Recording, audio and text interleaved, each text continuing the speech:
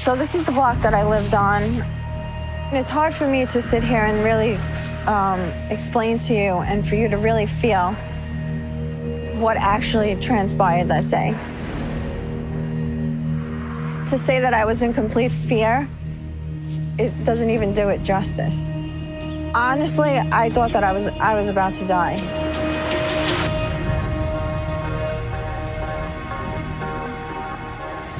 In a shootout tonight in Brooklyn, Gregory Scarpa Sr. was shot in the face right up the block from his Dyker Heights home.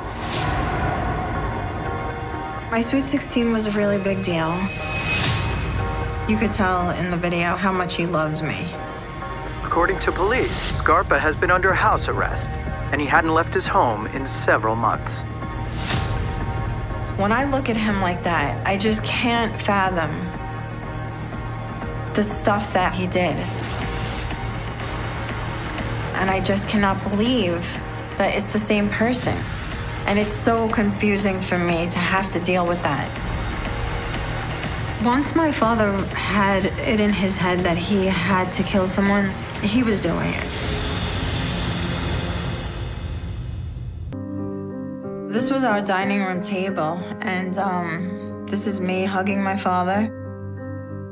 I just loved hugging him. You could see whatever pictures me and my father were in together. It was not my mother holding my father, it was me holding my father. It just made me feel good, it made me feel secure. And I still have all those memories where I feel that sense of love and comfort from him. In that sense, he wasn't really much different than other fathers.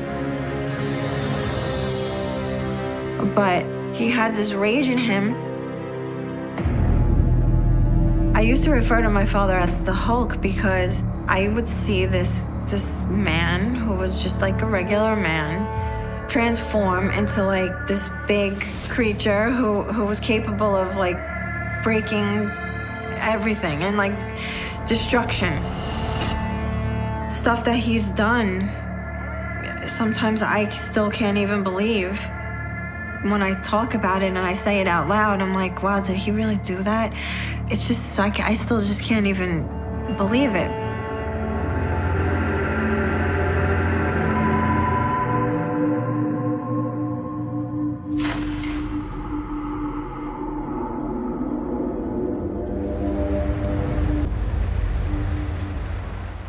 That vicinity of 13th Avenue felt like it was ours. Like he ran that part of the neighborhood. Whatever restaurant we went to with my father, even the luncheonette, as soon as he walked through the door and we walked in the door with him, the red carpet didn't literally come out, but that's what it felt like. People that were higher up than my father were listening to him, not the other way around. Well, look at that. Anything you want, it's on the house. It wasn't like when you go into the diner and you say, can I please have a burger and fries? Stuff is just coming to you and, oh, what do you want, honey? You can have anything that you want. Oh, there it is. Look at that. Everything just felt like it belonged to us because we got treated like royalty in these places. Thanks, Ray.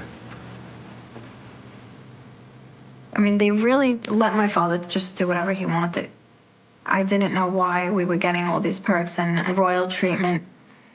I never really understood why. I just thought like, wow, my dad is something else, you know?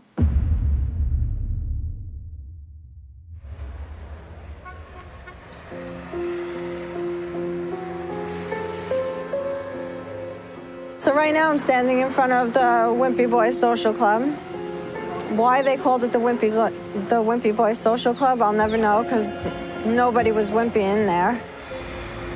And whenever we would pull up, my father's friends would always greet us with hugs and kisses, and, you know, everybody just treated us really, really well.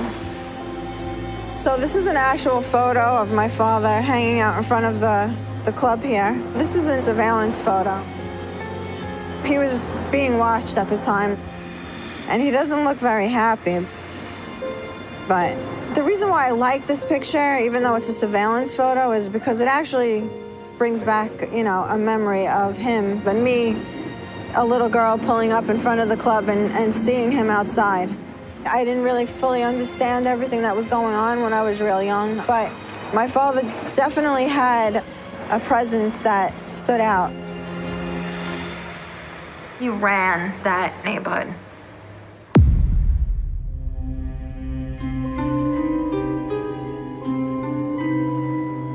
Well, there was one time that I remember waking up and running down the stairs.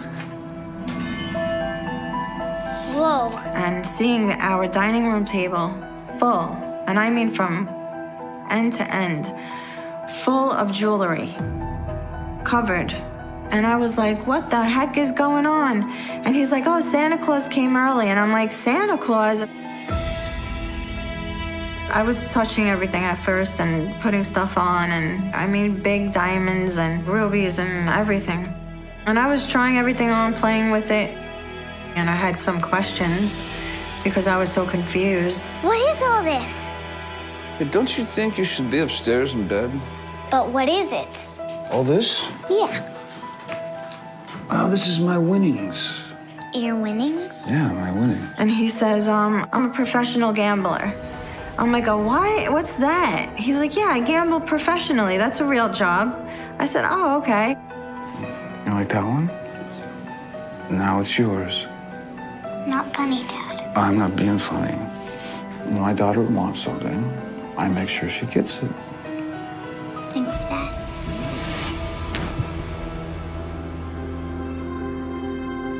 So I didn't think anything of it, I was still too young to really grasp what was happening.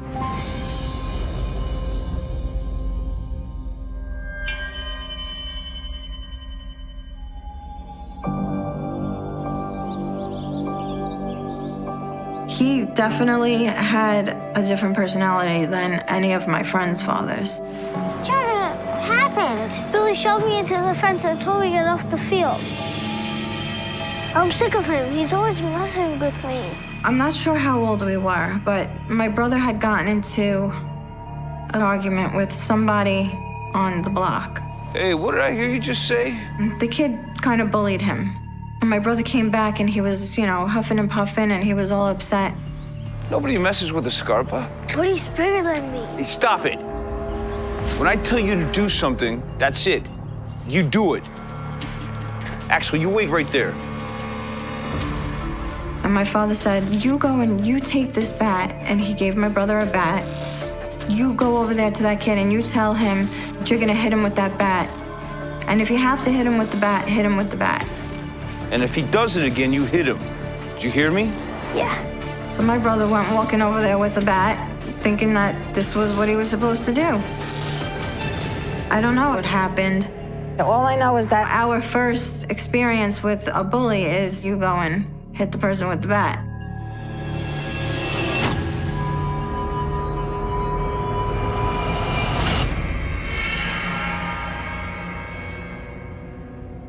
I got caught smoking pot with my friend. Hey, Glinda, get down here! What's up, Dad?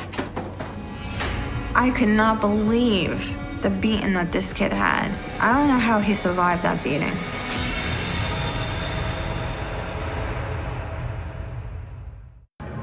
If something happened that my father didn't agree with, somebody would get hurt. So then I would have to make new friends because those friends wouldn't want to stay with me anymore. They wouldn't want to hang out anymore. I got caught smoking pot with my friend. I had a curfew that night, and when I had to go home, I was messed up.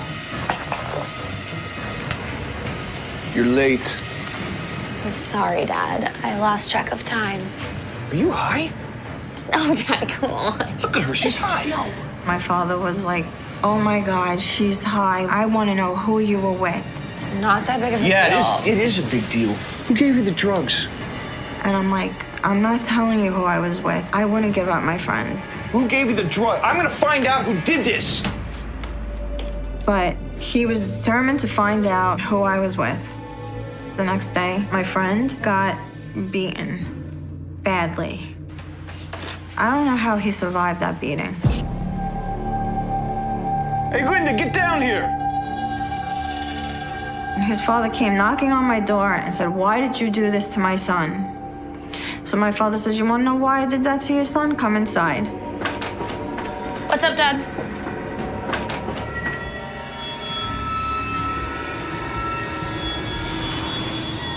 You give my daughter drugs, then you're getting a beating, a bad one. And it'll happen every time! And I was like, oh my God. And my father says, "You see, this is what happens when you do drugs with anyone, so you may want to think again before you do it." I looked at my friend, and he gave me the dirtiest look. And I was heartbroken. I mean, I knew that my best friend is gone. He's never gonna be my friend again. I'm sorry. We should go. I was just trying to be a kid. I just wanted to have fun. Get out of my sight. Needless to say, I really never did drugs after that.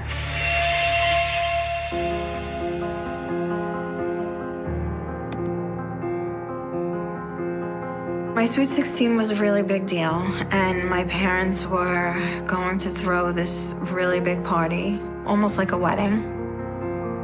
I had a lot of my father's friends and their wives and family come. All these guys would be dressed in like the Fila sweatsuits, the velour suits, lots of jewelry, flashy, good looking. But a lot of the people that I invited, 2 tables of people didn't show up. They did say that they would come, but they never did. And I said to my father, "Is it me? Am I ugly? Like, why doesn't anyone want to talk to me?" He's like, "Don't you get it by now?" And I'm like, "No, get what? Don't you understand who your father is? This is why they don't want to talk to you. It's not because you're ugly, you're beautiful. Like, there's nothing wrong with you." They were afraid of my father. I wasn't really grasping that at the time. But at this moment, back, how did he go from that to putting us in the line of, danger?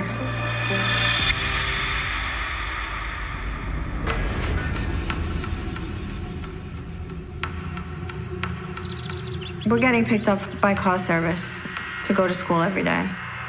Morning, Linda. My brother was sick one day and he wasn't going to school. And the driver, he said, "Oh, why don't you sit in the front since you're by yourself today?" I was like, "Okay." So I sat in the front and he was talking normal the whole ride. And then I realized that he was going into Prospect Park. And I said, "Where are you going?" And he said, "Oh, don't worry about it. I have to take care of something." I'm like, okay, but it was feeling not right. It wasn't feeling right. When he stopped the car and there was nobody around, What's going on? What are we doing here? I knew that something was really wrong. Oh, it's all right. He just came on to me and I was freaking out. I need to get to school. This won't take long. He took my hand and he pulled my shirt. This is bad. I'm gonna die. This guy's gonna rape me and he's gonna have to kill me. What is he gonna do with me after that? He's not gonna take me to school. This is really bad. So I said to him, Wait. What's the rush? "Listen, you don't have to do this. We could go somewhere after school." And he goes, "What?" And I go, "If you pick me up after school, I could tell my parents that I'm going to my friend's house and we could be gone the whole day till the night and we'll have so much fun." I had to make him believe this. All right. And he took me to school.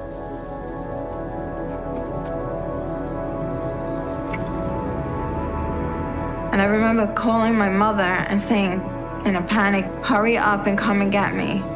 I was like, "Hurry, hurry." So she came and she's like, "What's going on?" And I told her and she was crying. She was angry. She was livid.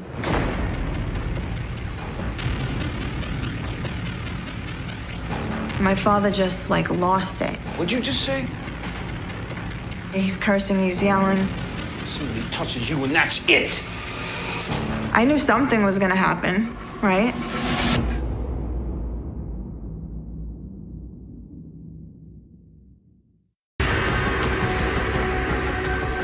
Honey, I'm so sorry. He grabbed me and I thought that was gonna be it. What'd you just say? My father just like lost it. Somebody touches you and that's it. While I was in the house and I was saying I'm never going to school again, I'm never going out again, I'm afraid. My father went out and I was questioning where he was.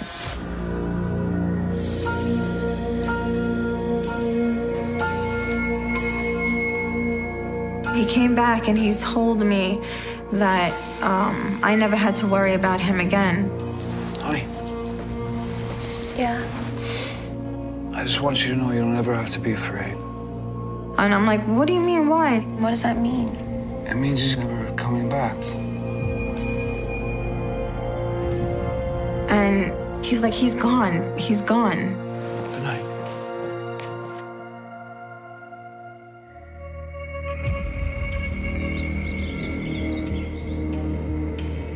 He was in the newspaper the next day. I didn't want him to get killed. It bothered me that this happened to him, but I was taught that you don't call the cops. To me, the cops were the bad guys. But this is what I was being taught. You don't get the cops involved.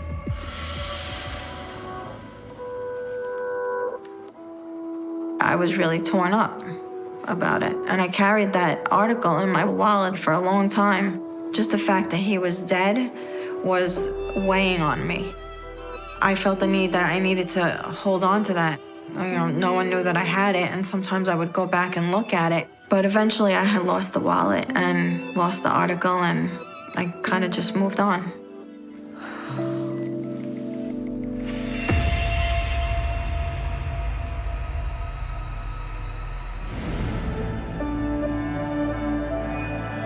This is my father and Joe Brewster.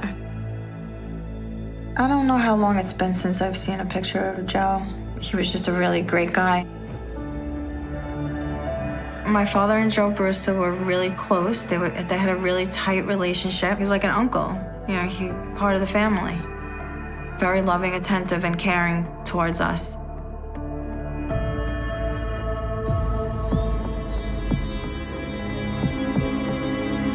But then Joe started to change. He started to drink heavy. You're a good kid, Linda. Thanks, Joe. Even one of the last times that I seen him, I remember that he was really drunk. He wanted to change his life, to live a Christian life. This work, it really eats you up. I don't want to do it no more. I didn't want to do anything illegal anymore. But I didn't think anything of it. I'm just going to get another drink.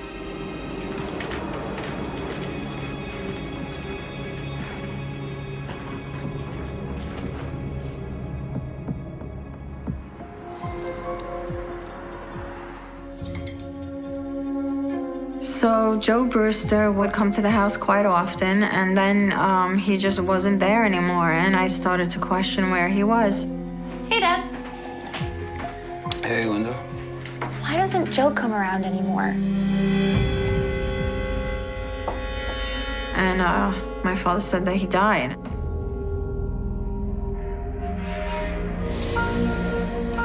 And I'm like, he died? What do you mean? Like, how'd he die?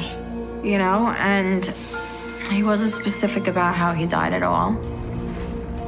I remember being very depressed about it and very sad. And I actually sat there and I said to myself, like, did my father kill Joe? I'm like, no, he would never do that. Like, Joe was like our family.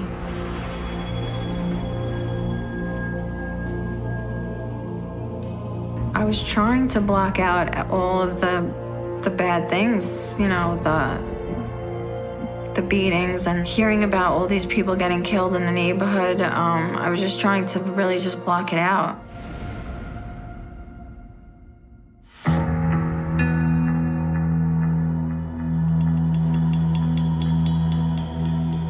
My earliest memory of Linda Vecchio was over the phone. Hello? I would answer these calls, and he would say that his name was Mr. Dello, and he would ask for my father. Dad! Yeah. Mr. Dello's on the phone. He says he's coming right away. Hi, yeah, I let him know. Okay, bye. What are you doing? And one time my father said, "You can't do that. You can't say that name in the house and yell it from upstairs." And I'm like, "Why?" And he's like, "You just can't do that." You can't say that name out loud. Okay, sorry. He says he'll be here in 15 minutes. All right, go downstairs and lock the doors. Now!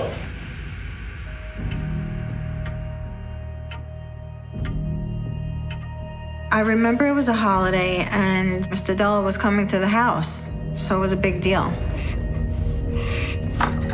Whenever Lynn would come to the house, everything had to be shut. All the blinds, the front door.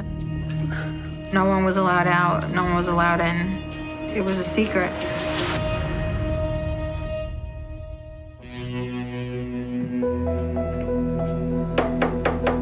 I would be told to go upstairs, and I would go upstairs, but I would stay at the top of my stairs, and I would listen.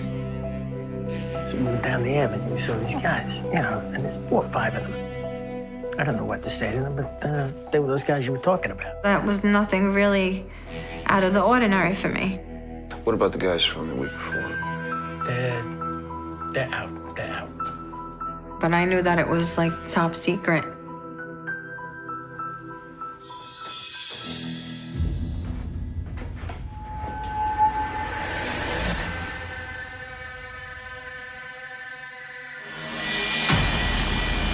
My brother Joey only had a few tight friends, and one of them got into trouble. Him and my brother did something stupid out in the street, and it got back to my father that Patrick was being questioned by the police and that he was going to rat. It's not gonna be all right. A rat is a rat. My father ordered my brother to kill his friend.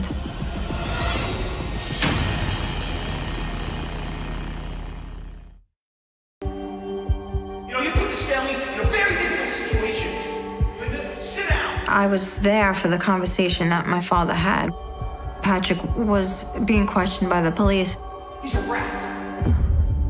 So my father ordered my brother to kill his friend.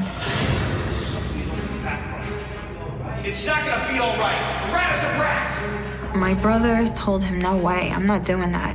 He told my father, "He's never gonna do that, Dad. He's not gonna do that. Stop. He's not, like, I don't want him to die." He's trying to defend his friend to my father. Dad, it was a mistake. You both messed up. He crossed the line that there's no coming back from. My father does not want to hear any of it. You have no choice. You have to kill him. You kill him or I kill him. Once my father had it in his head that he had to kill someone, he was doing it. Look at me. Do we have an understanding on that or not? We hated him for that. My father had him killed and made my brother watch. I'll never forget it because my brother was horrified. He cried in his room, and I had to watch my brother suffer for something that he never wanted to happen, to watch his friend be shot like that and dumped in the street. This is Patrick Porco. To think that they would just disregard a body the way they disregarded it, like just dump it in the street like that. It makes me think about the suffering that he went through.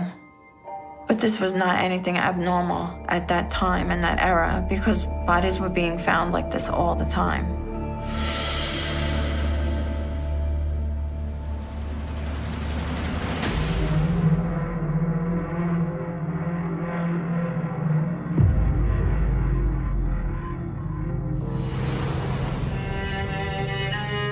I was like a rebel without a cause after that. I was just looking for any way out. And I had met someone. We dated for about a year, and then we got married. I really was not even that crazy about him, but I was already 4 or 5 months pregnant. I'm pregnant and you're out running around like you're in high school. I'm not! We were real volatile towards each other.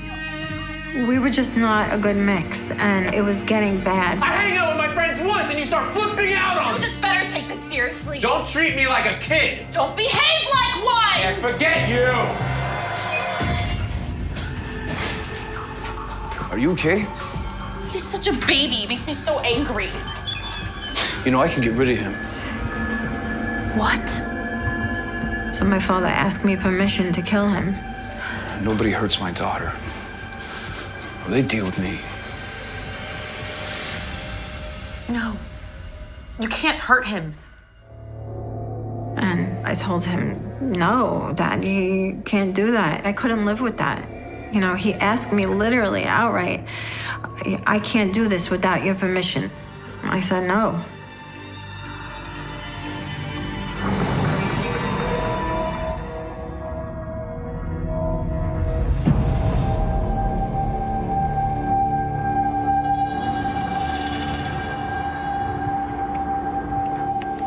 This particular day, I left at the same time as my father. And I heard some popping sounds. I look up and I see men surrounding my father's car with black clothes, black ski masks, and guns, shooting at him. I thought I was gonna die. I didn't know what was happening. Somehow my father got away. I was left there with all of these guys. And I remember being so scared. And one of the guys ran over to my car. I'm hunched down, and I remember looking up and seeing his eyes, and he looked right at me. At that moment, I'm thinking, are they gonna kill me? Everything's happening so fast, but yet it feels like it's taking forever. And he ran. And they left me.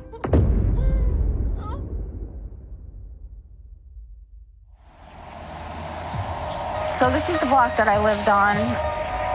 It's hard for me to sit here and really explain to you and for you to really feel what actually transpired that day. To say that I was in complete fear, it doesn't even do it justice. I had zero control over my life at that moment. Honestly, I thought that I was about to die. That's when my panic attack started.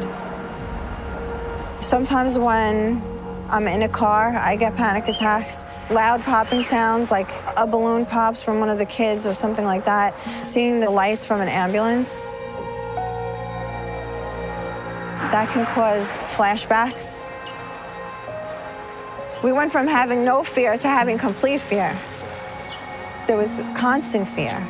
Fear that something would happen to my father, fear that something would happen to my brother. We were completely vulnerable.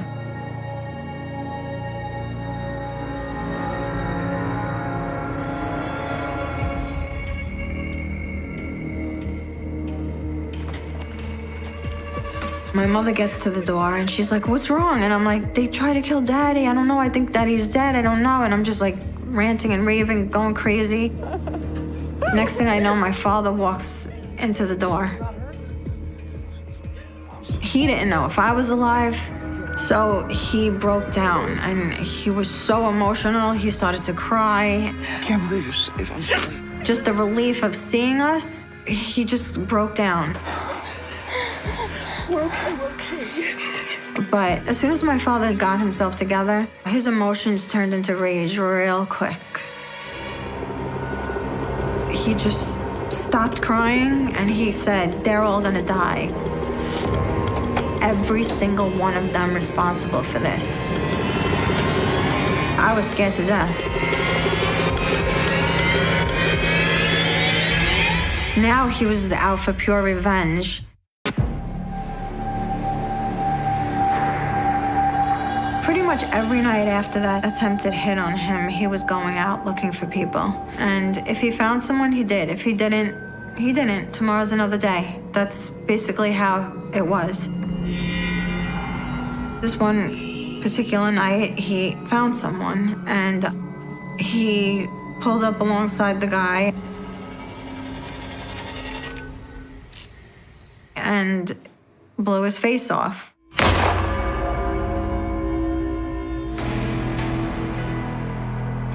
Oh, you guys are not gonna believe it. And when he came home, he was so pumped up and excited. He said to my mother, "You'll never believe who I got. I blew his nose right off of his face." And I'm sitting on the couch watching TV, and we're just looking at each other like, oh, the horror of that. My father just came home from killing someone. How do you deal with that? To have to, like, accept it and go about our day, how do you do that? But we had to.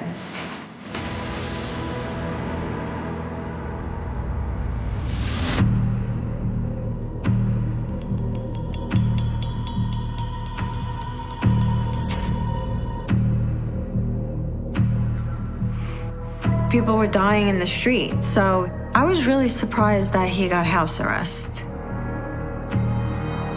But that's how I found out. Linda Vecchio was an FBI agent.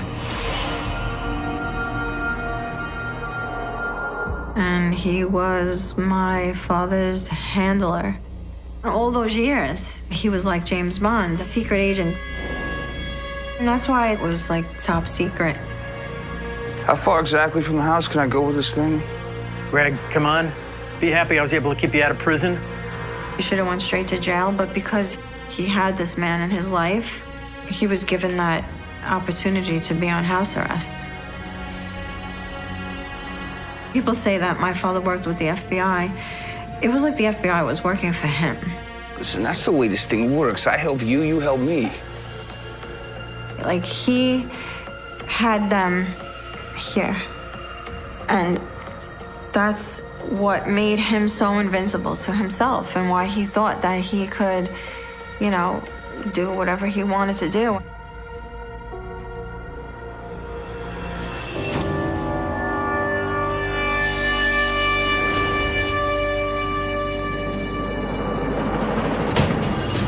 Hey, Joey.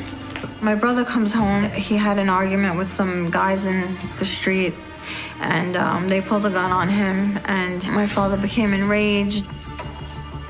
Oh, come on, what are you doing? What do you mean, what am I doing? We gotta go over there and show them. Teach him a lesson. You don't treat a Scarpa like that. There was no stopping him. They pulled a gun on his son, and they're gonna pay. Turn around and let's go. Dad, you're gonna go to jail. This'll just take a minute. He left the house and didn't care about the bracelet. Dad, no, you can't leave!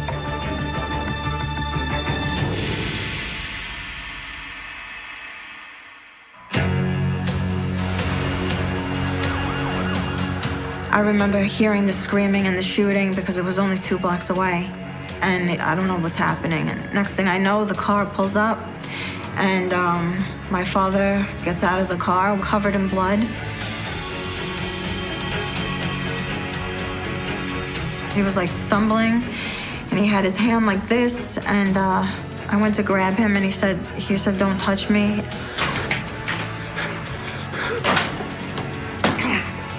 He asked me for a towel. I got him the towel, and that's when I noticed that his eye was gone.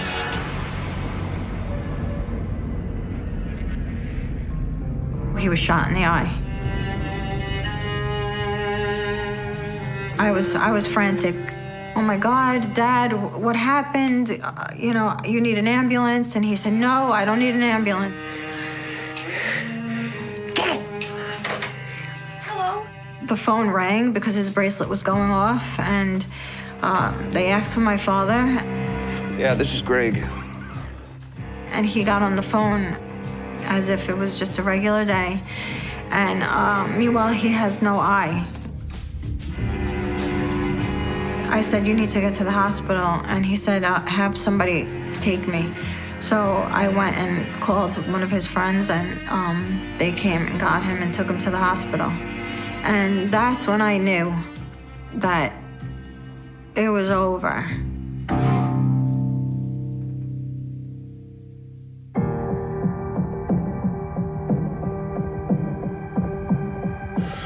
Cops say there's been an ongoing feud within the reputed Colombo mob family and believe the alleged Colombo capo was the target.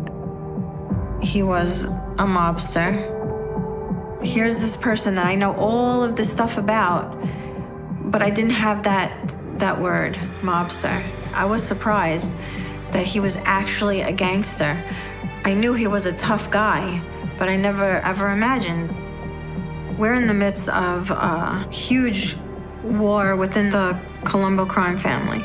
In a shootout tonight in Brooklyn, Gregory Scarpa Sr. was shot in the face right up the block from his Dyker Heights home. Investigators are now trying to figure out if this was part of the feud. There was tension between the two sides of the family. So friends are killing friends.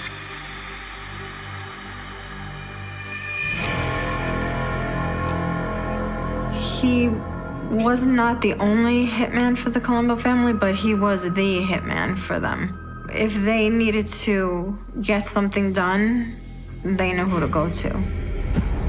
That was him. They would call him the Grim Reaper or the Killing Machine.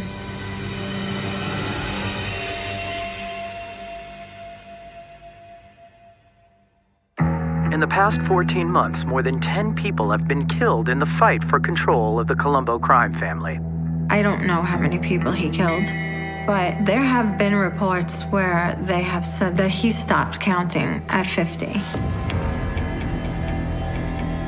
You're hearing all the stuff in the news about mobsters, you hear all these different names, but I wasn't thinking my father was that type of person too. Scarpa is due to face federal racketeering charges if he survives his gunshot wound. It's very confusing to love someone who's capable of murder because you want to love this person unconditionally. And I did love my father unconditionally. I just didn't want to picture my father to be the one to do it.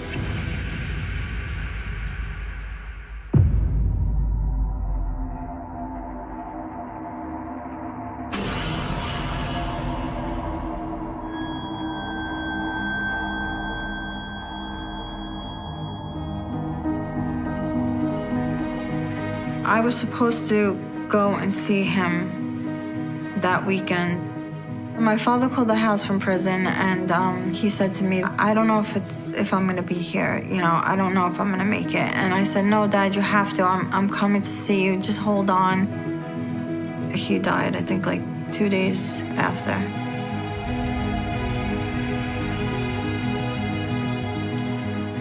Hold on. I need a minute. Sorry.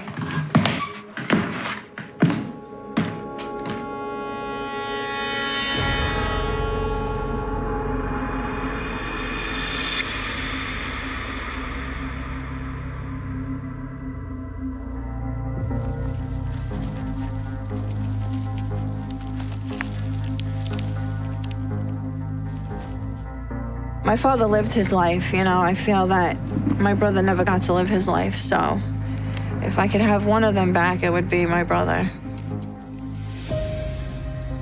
This grave was supposed to be for my mother and my father. So to see my father and my brother's name here, this wasn't supposed to be. Every once in a while, if I'm having a really bad day, is who he is and was who he was, and there was no changing that. I felt lost without both of them.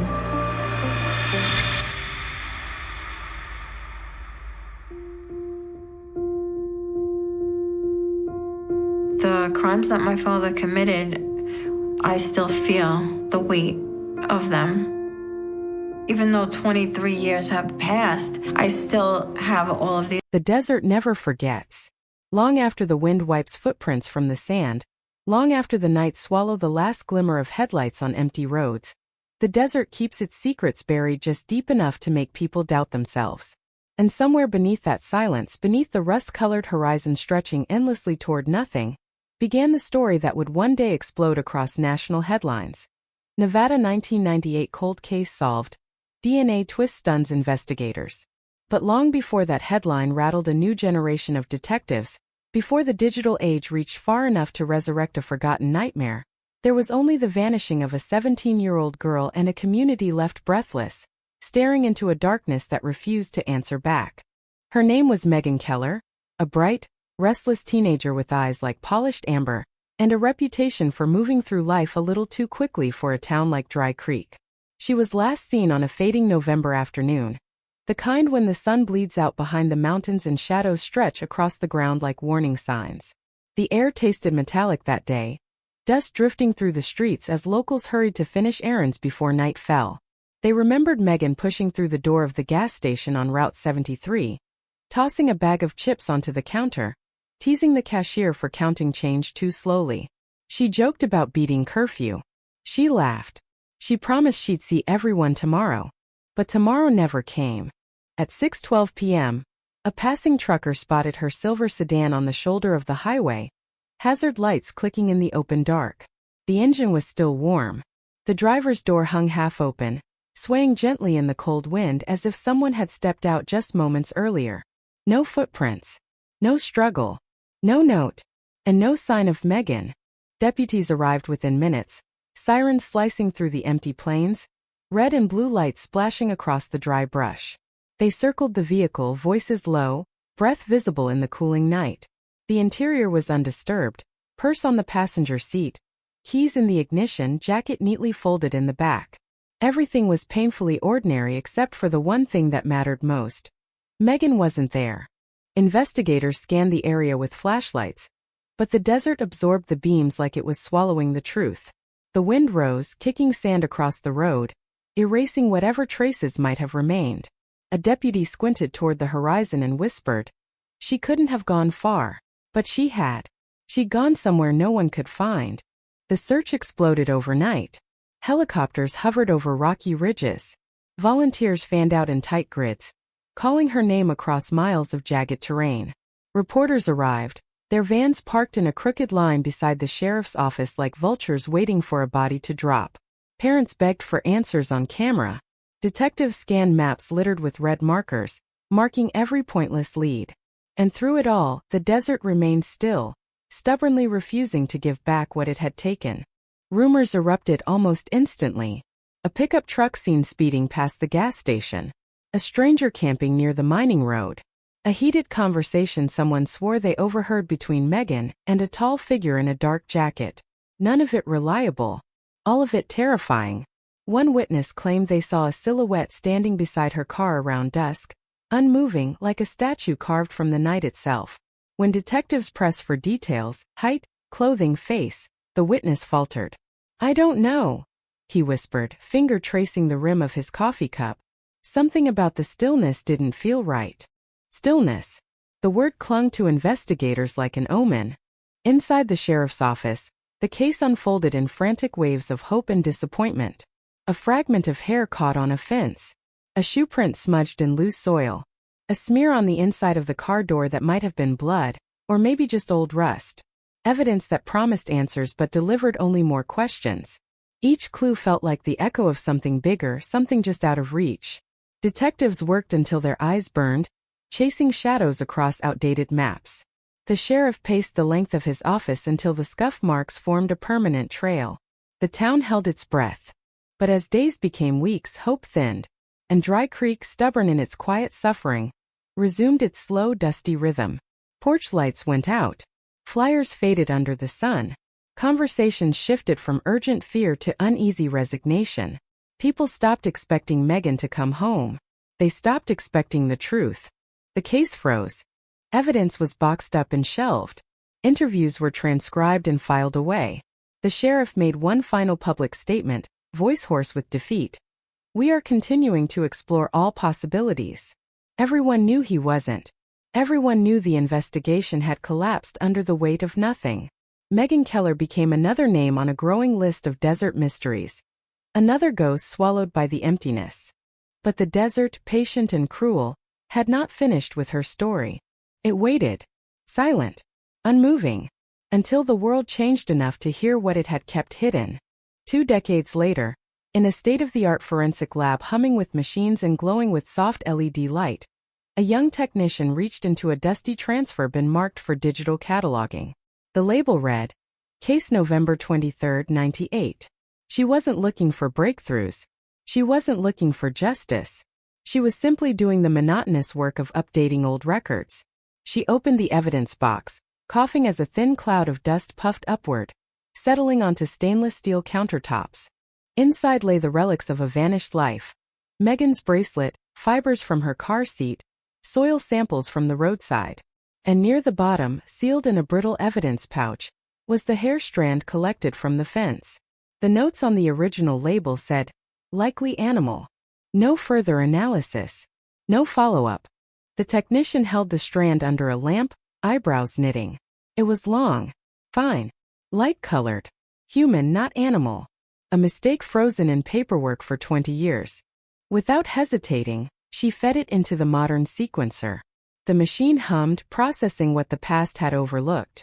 Minutes passed. Data streamed across the screen in glowing blue bars. A partial DNA profile emerged, fragile but readable. The DNA wasn't Meghan's. The technician's pulse spiked.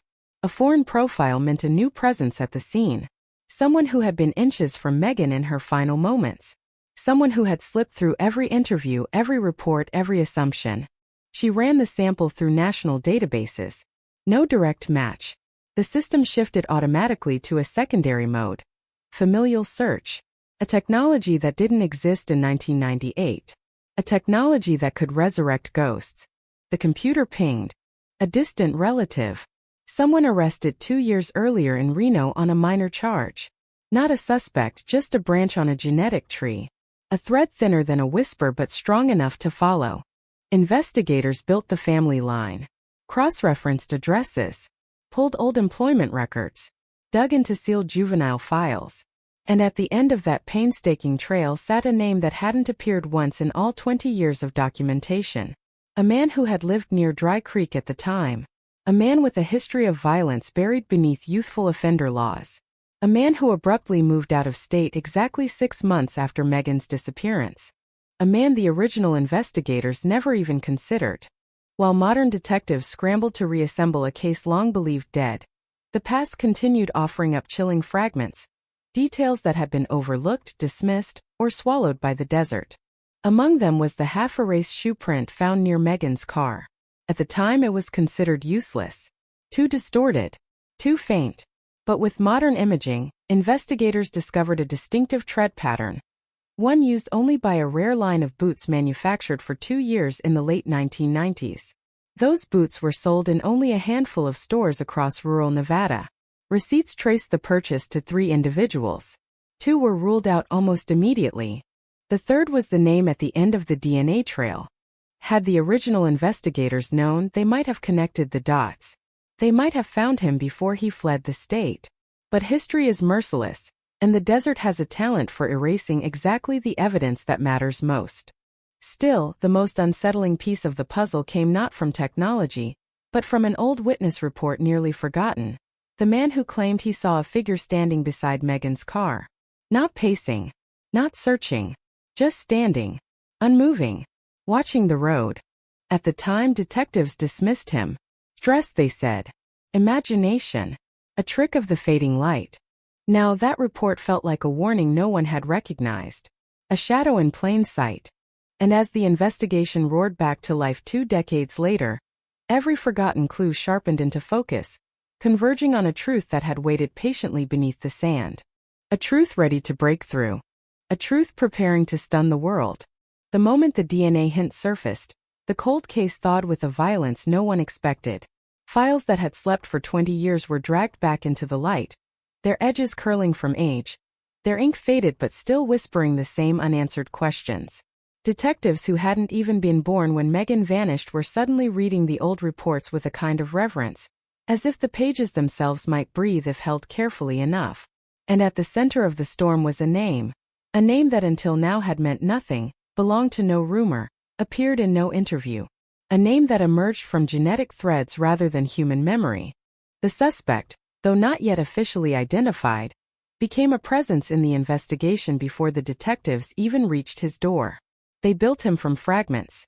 Employment records from a dusty warehouse, an address change filed 6 months after the disappearance, a juvenile case sealed so tightly it took a court order to pry it open. He had lived less than 20 miles from the spot where Megan's car was found. He owned the same model of boots linked to the partial shoe print. He had no alibi, no reason to be forgotten by history except that he made sure of it. But before modern detectives could confront him, they needed to resurrect every step the original investigators took in 1998. They needed to understand the mistakes, the near misses, the silent dead ends that sealed the case in ice. And when they pulled the old report logs, what they found was less a collection of errors and more a portrait of a desperate investigation crushed under the weight of time. Back then, the sheriff's office operated on instinct and manpower, not digital databases and national registries. Deputies worked with hand-drawn maps, community rumors, and the false comfort of believing their town was too small, too quiet, too familiar to harbor a predator. Interviews leaned heavily on memory, a fragile currency in the chaos of a missing person's case. People forgot details. People exaggerated others. People convinced themselves they saw things or convinced themselves they hadn't. One deputy wrote that he stopped a red pickup matching witness descriptions at 11 p.m. the night of the disappearance. The driver was polite, cooperative, nervous. He said he had been camping alone near the mining road. At the time, the deputy noted nothing unusual. But the modern review team noticed what the original report failed to mention. The driver's boots, described in a single passing sentence, matched the tread pattern resurrected through digital enhancement. No one photographed them. No one collected them. No one connected the dots. A second deputy wrote down an interview with a young woman who claimed she heard a scream near the highway around dusk, but her story was overshadowed by her reputation. Locals considered her dramatic, overly imaginative, addicted to the attention of being involved. The report was filed, then forgotten. Now, with decades of distance, the scream felt less like an embellishment and more like a moment of truth swallowed by a town that didn't want to believe in monsters. And the sheriff, an aging man burdened by sleepless nights and a rising pressure to deliver answers he didn't have, missed something too. Something huge. Hidden in the transcripts was a short, clipped conversation between the sheriff and a man who worked at the same warehouse as the future suspect. The man reported that his co-worker, the name now lighting up modern caseboards, had abruptly quit the week after Megan vanished. Claimed he needed a fresh start. Packing his belongings overnight, he vanished like smoke. The sheriff had written, "No evidence of connection. Follow-up unnecessary." 2 decades later, that sentence cut the investigation team like a blade. The modern detectives, guided by science the sheriff could never have imagined, began reconstructing the suspect's movements. They traced him through 3 states, 5 jobs, dozens of aliases, subtle name variations used just cleverly enough to avoid resurfacing in routine checks. He had reinvented himself slowly, carefully, like a man who expected the past to chase him, but hoped the desert had swallowed it instead. Yet despite the trail, the new detectives found that something didn't add up. If he was responsible, if he had silenced Megan on that November night, why had he returned to Nevada only months before the DNA discovery? Why risk proximity to the very place where everything began? The question gnawed at the lead investigator, a woman named Callahan, known for her ability to read patterns in chaos. She stood in the evidence room late at night, surrounded by photographs of Megan, the abandoned car, the half-erased shoe print. She stared at the suspect's sparse digital footprints, squinting at the gap between logic and reality. People who fear capture do not return to the birthplace of their crimes. Unless they want something. Unless they believe the past is finally safe. Callahan reopened the original scene photos, analyzing details with the cold precision of someone trained to see what others overlook. The way the car was parked, Not in a panic but angled neatly. The position of the door, open but not kicked or pulled violently. The lack of items scattered inside the vehicle.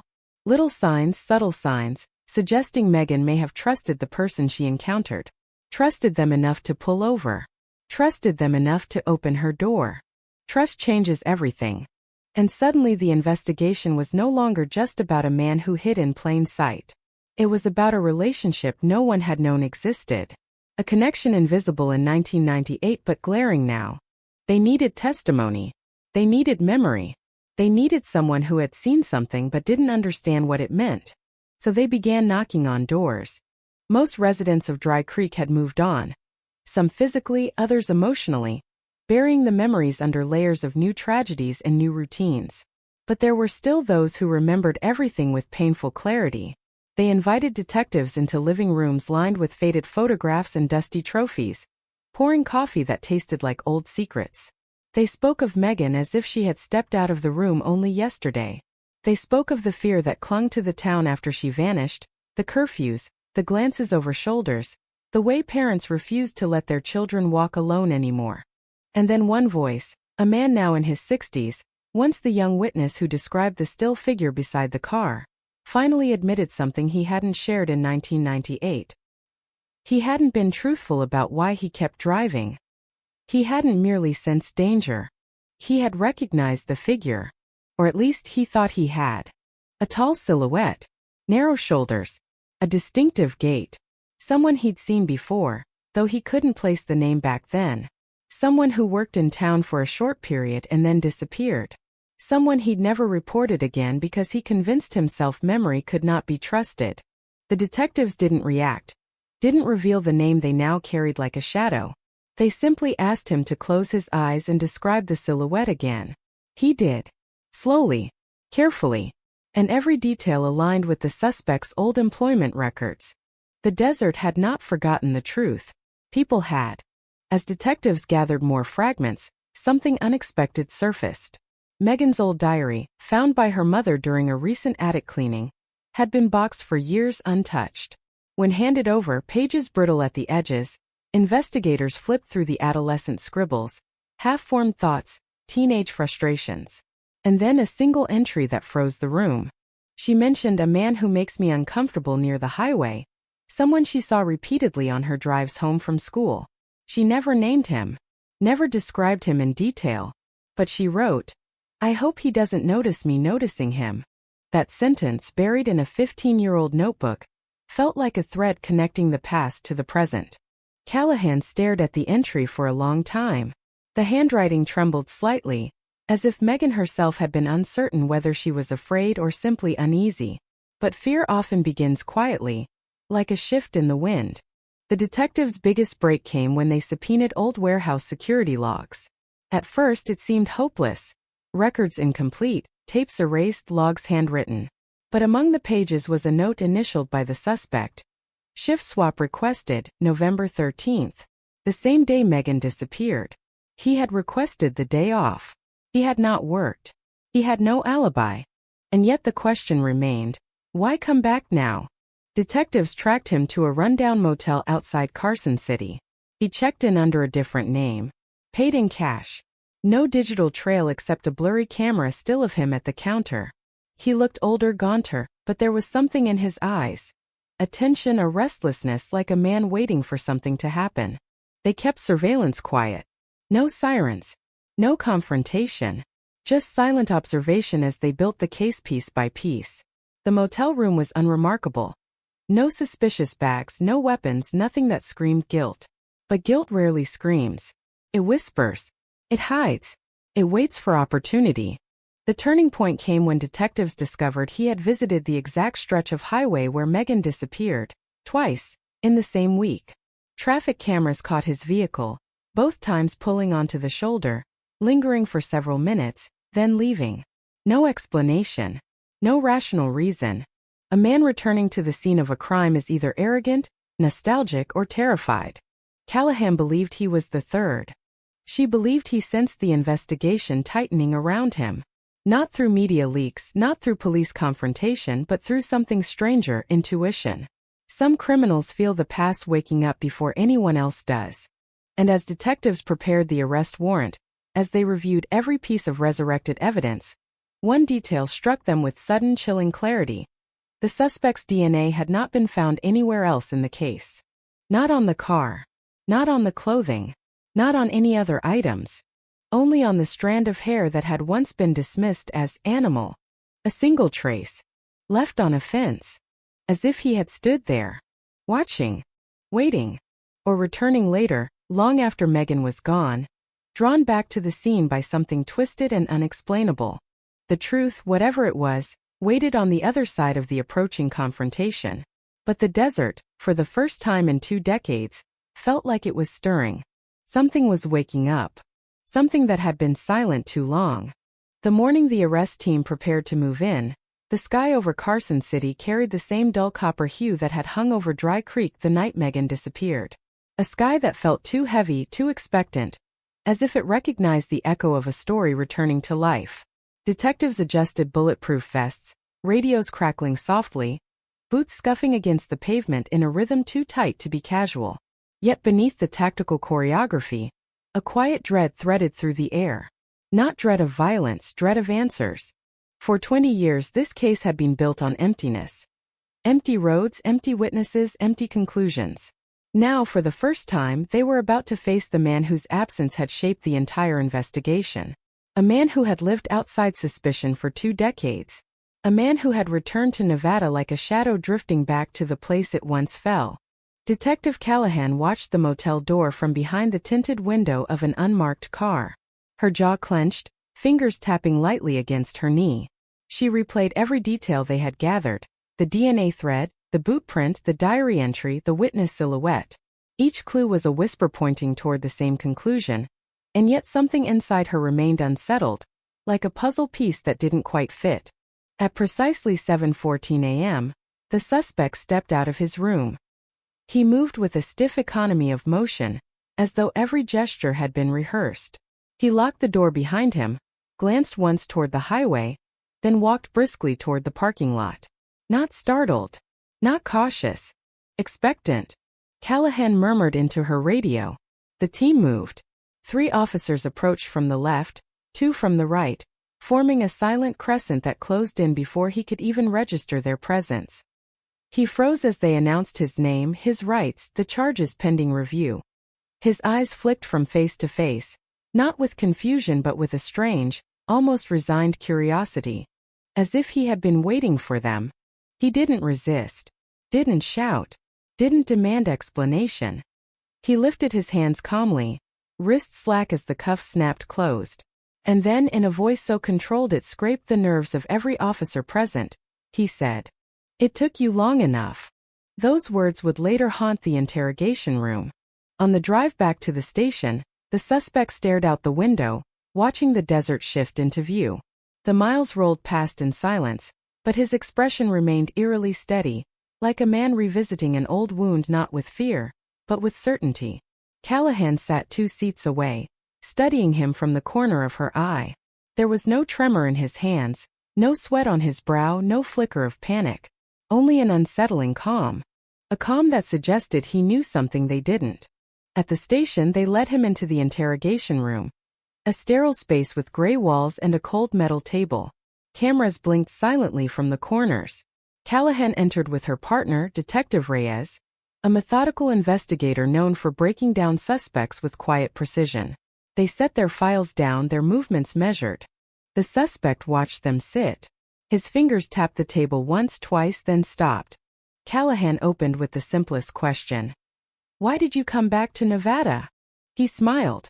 It was small, almost imperceptible, but enough to tighten the air around the table. "Everyone comes back eventually," he said. "Isn't that how deserts work? They call you." Reyes leaned forward. "You were seen visiting the site where Megan Keller disappeared. Twice. Why?" "Memory," he replied. "Atmosphere. Closure. Pick whichever makes you feel better." Callahan steadied her breathing. "Did you know Megan?" Silence stretched across the table like a tightening rope. Then he said, "Not in the way you think." They pressed him. Asked about the night of the disappearance. his sudden job resignation, his sealed juvenile record, his proximity to every forgotten clue the original sheriff had missed. He listened patiently, nodding occasionally, as though he were the one interviewing them. But when confronted with the DNA evidence, his genetic link to the strand of hair found on the fence, he didn't flinch. "Of course it was mine," he said. "I told you. I was there." Reyes blinked. "So you're confessing?" "No," the suspect said, tilting his head.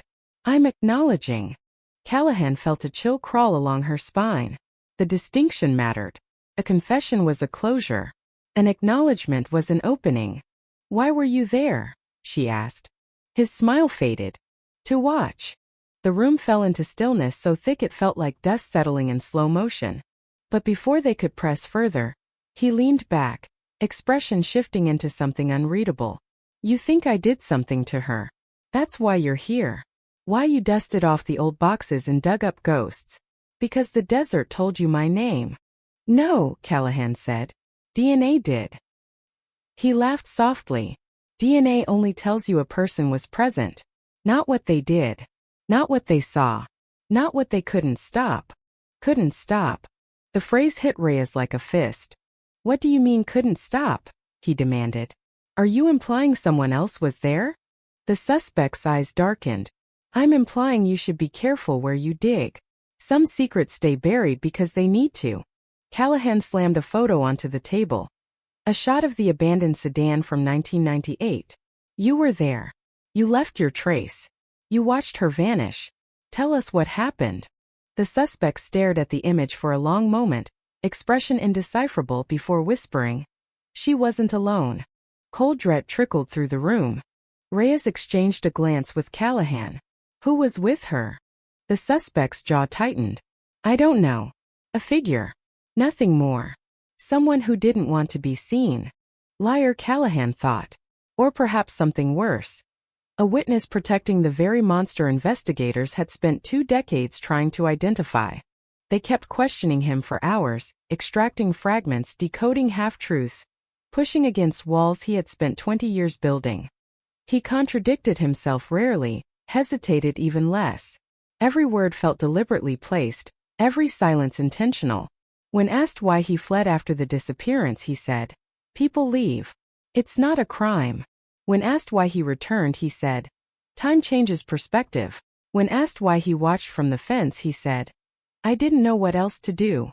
And yet, for all his evasions, Callahan couldn't shake the feeling that something about his story was real. Not all of it, perhaps not most of it, but enough to unsettle her certainty. When the interrogation ended, the suspect was led to a holding cell. As he passed Callahan in the doorway, he paused. "You're looking in the wrong direction," he murmured. "But you'll figure that out." "Figure what out?" she asked. His answer was a whisper that chilled her to her bones. How she really disappeared. Back in the evidence room, Callahan stared at the caseboard. A mosaic of faces, maps, timelines, photographs. Something in her shifted. Something subtle but undeniable. The suspect wasn't behaving like a man cornered by guilt. He was behaving like a man cornered by memory. A memory he believed they were misinterpreting. She pulled up the DNA report again. The strand found on the fence carried a partial profile.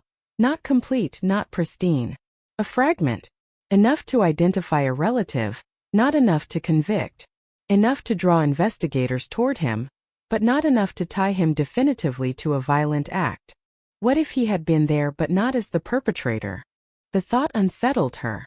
For 2 decades the case narrative had been clean, simple, contained. A predator, an opportunity, a disappearance. But now the edges blurred. A second figure. An unknown presence. A witness who didn't intervene. Reyes entered quietly, dropping into a chair beside her. "Your gut's turning, isn't it?" "Yes," she said.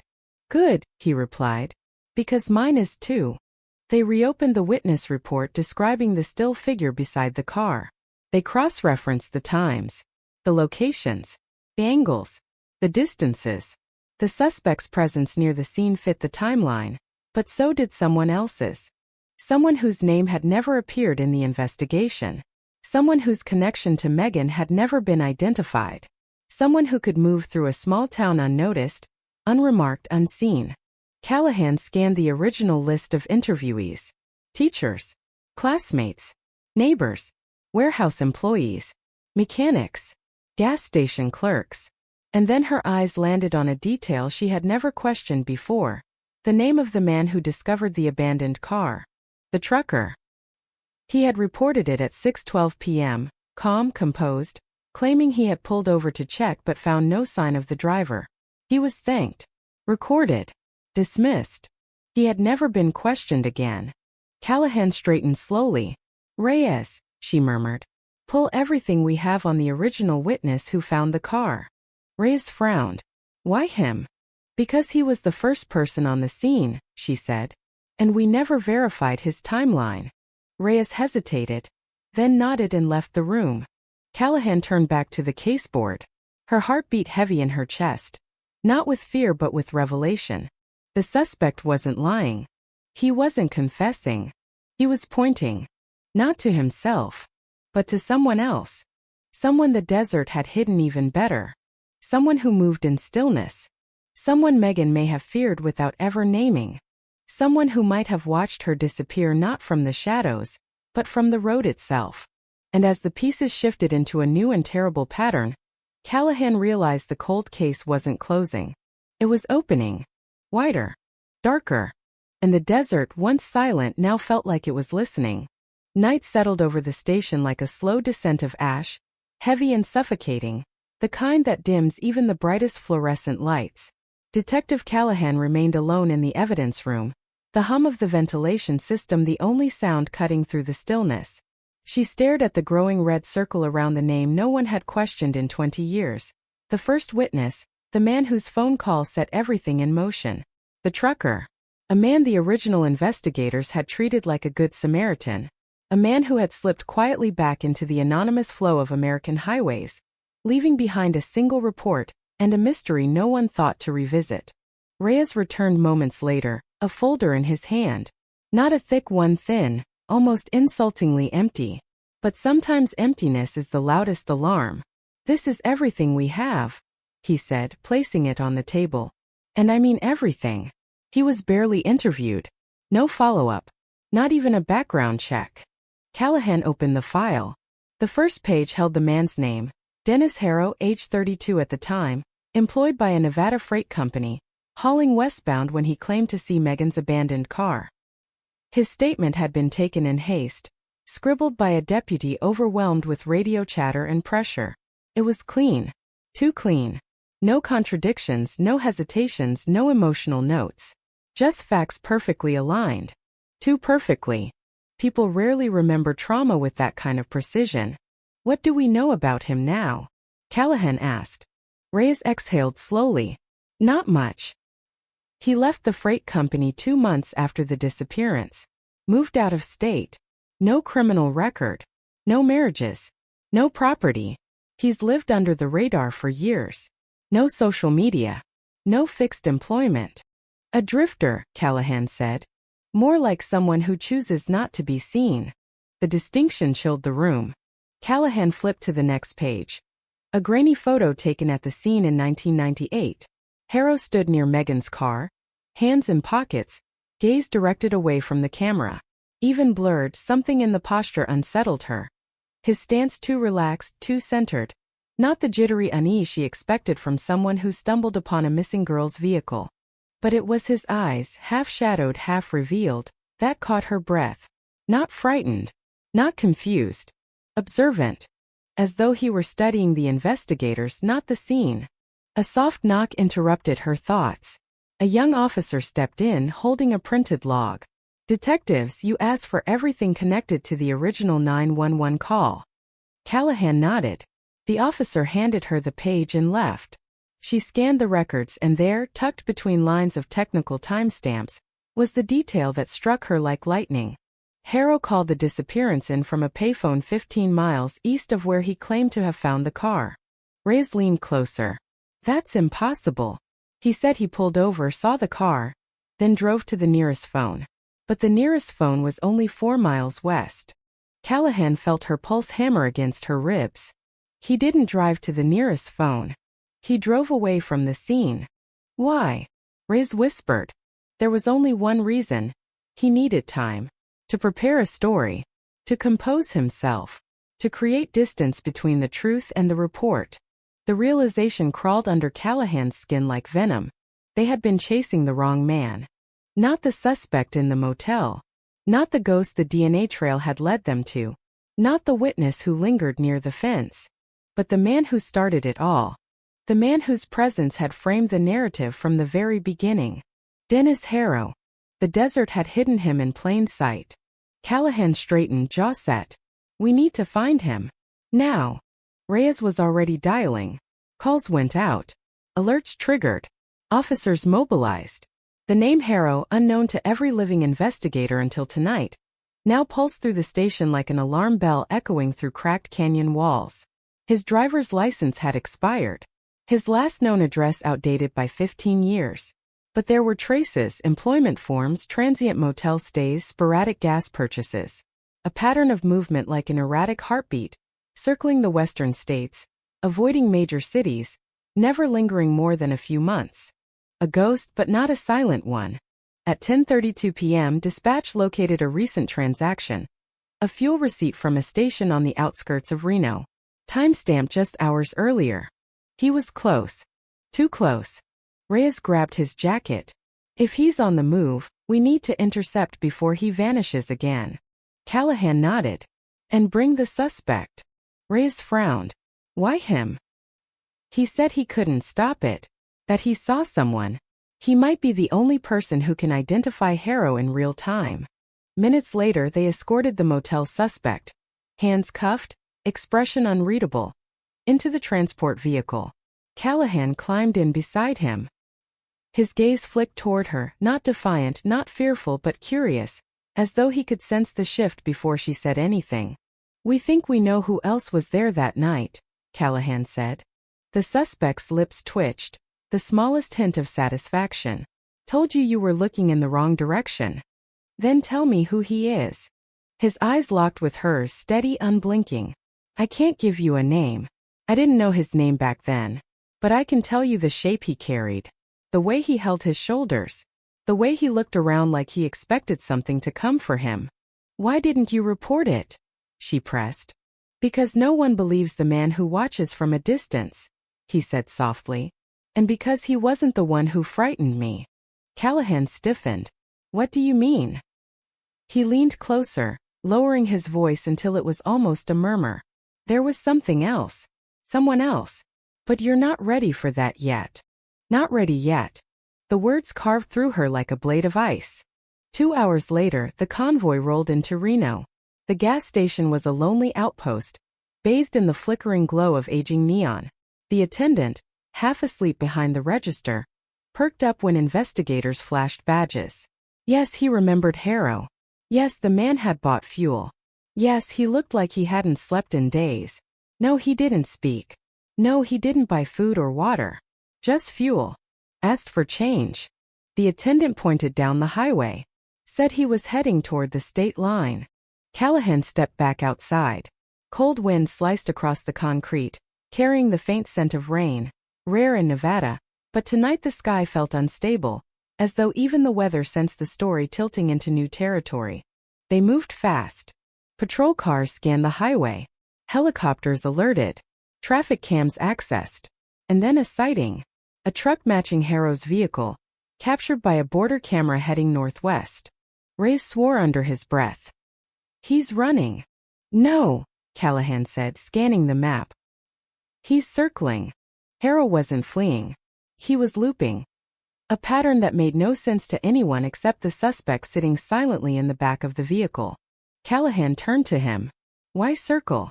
Why come back to the desert after all these years? He exhaled slowly. Because some places hold you. Because something happened that night he can't outrun. Did he take her? Callahan pushed. Silence. Heavy. Cracking at the edges. Finally he said. No one took her. Not how you think. Not how you think. The phrase throbbed through Callahan's mind, twisting the narrative into something darker, stranger, more complex than any cold case she had touched. By the time they reached the border, fog clung low to the asphalt, thick enough to warp headlights into smeared halos. The air felt wrong, too cold, too dense. A strange hush swallowed the landscape, muffling the sounds of approaching engines. And then they saw it. Harrow's truck. Parked in the middle of an old service road, headlights off, door ajar. Callahan's pulse thundered in her ears. Officers spread out, weapons drawn, flashlights slicing through the fog. The suspect remained inside the vehicle, staring into the night with unsettling stillness. "Dennis Harrow," Reyes shouted. "Hands where we can see them." No answer. Callahan approached the truck, senses sharpening. The interior was empty. Harrow was gone. But something sat on the passenger seat. A folded sheet of paper. A map of the same highway where Megan disappeared, marked with a small red X. An X that did not match the location of her abandoned car. A second site. A site no one had ever searched. Her breath caught. He wasn't returning to the original scene. He was retracing something else. Reyes swallowed hard. Another location? Another victim? Callahan didn't answer. She stared into the fog, heart pounding in a rhythm that felt too close to revelation. From the back of the vehicle, the suspect spoke, voice drifting into the air like smoke. "That's where she went." Callahan turned. "Where? Who went?" "Megan." He nodded once. "What happened there?" she demanded. His eyes shifted toward the dark stretch of road ahead, his tone flat but trembling at the edges. "You're chasing a man who watched a moment he couldn't understand. But you're still missing the one thing that matters." Callahan stepped closer. "What's that?" He whispered. "You're assuming Megan left the car alive." The world seemed to pause. Wind stopped. Fog held its breath. Reyes's flashlight shook almost imperceptibly. Callahan felt her throat tighten. "Are you saying she died at the car?" "No," he said. "I'm saying she disappeared before anyone touched her." The words hit like a fracture line splitting through the narrative, undoing everything they believed. Callahan couldn't breathe. "Explain." He looked past them, into the dark desert beyond the service road, as if seeing something no one else could. "There are disappearances," he murmured. "And then there are vanishings. Megan didn't run. She didn't scream. She didn't fight.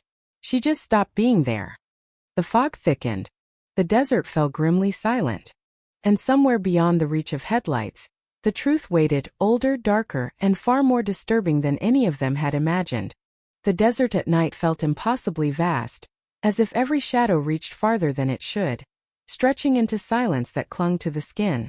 Fog smothered the road in uneven swells, shifting like breath, swallowing the beams of patrol cars until their light seemed to evaporate.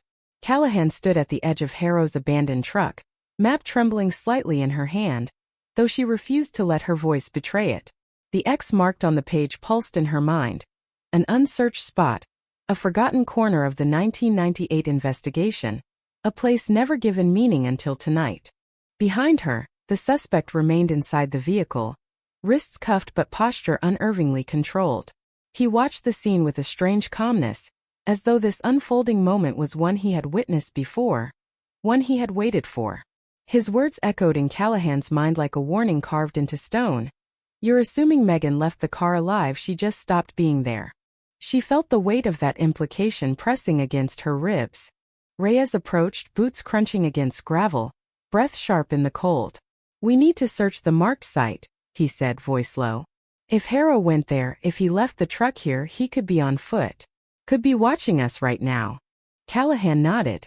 "We take a small team. Quiet. No headlights until we're close." She tucked the map into her jacket and turned toward the suspect. His gaze followed her, eyes reflecting faint glints of light like an animal waiting in the dark.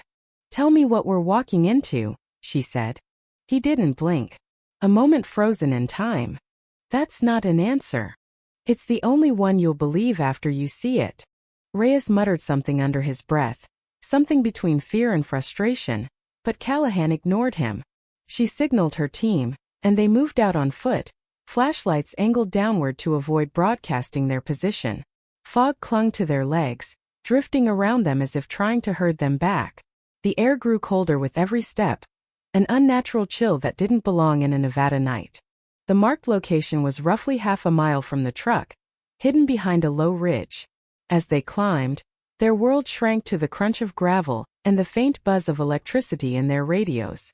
When they reached the crest, Callahan felt the hair on her arms rise. Not from wind, not from cold, but from something she couldn't name.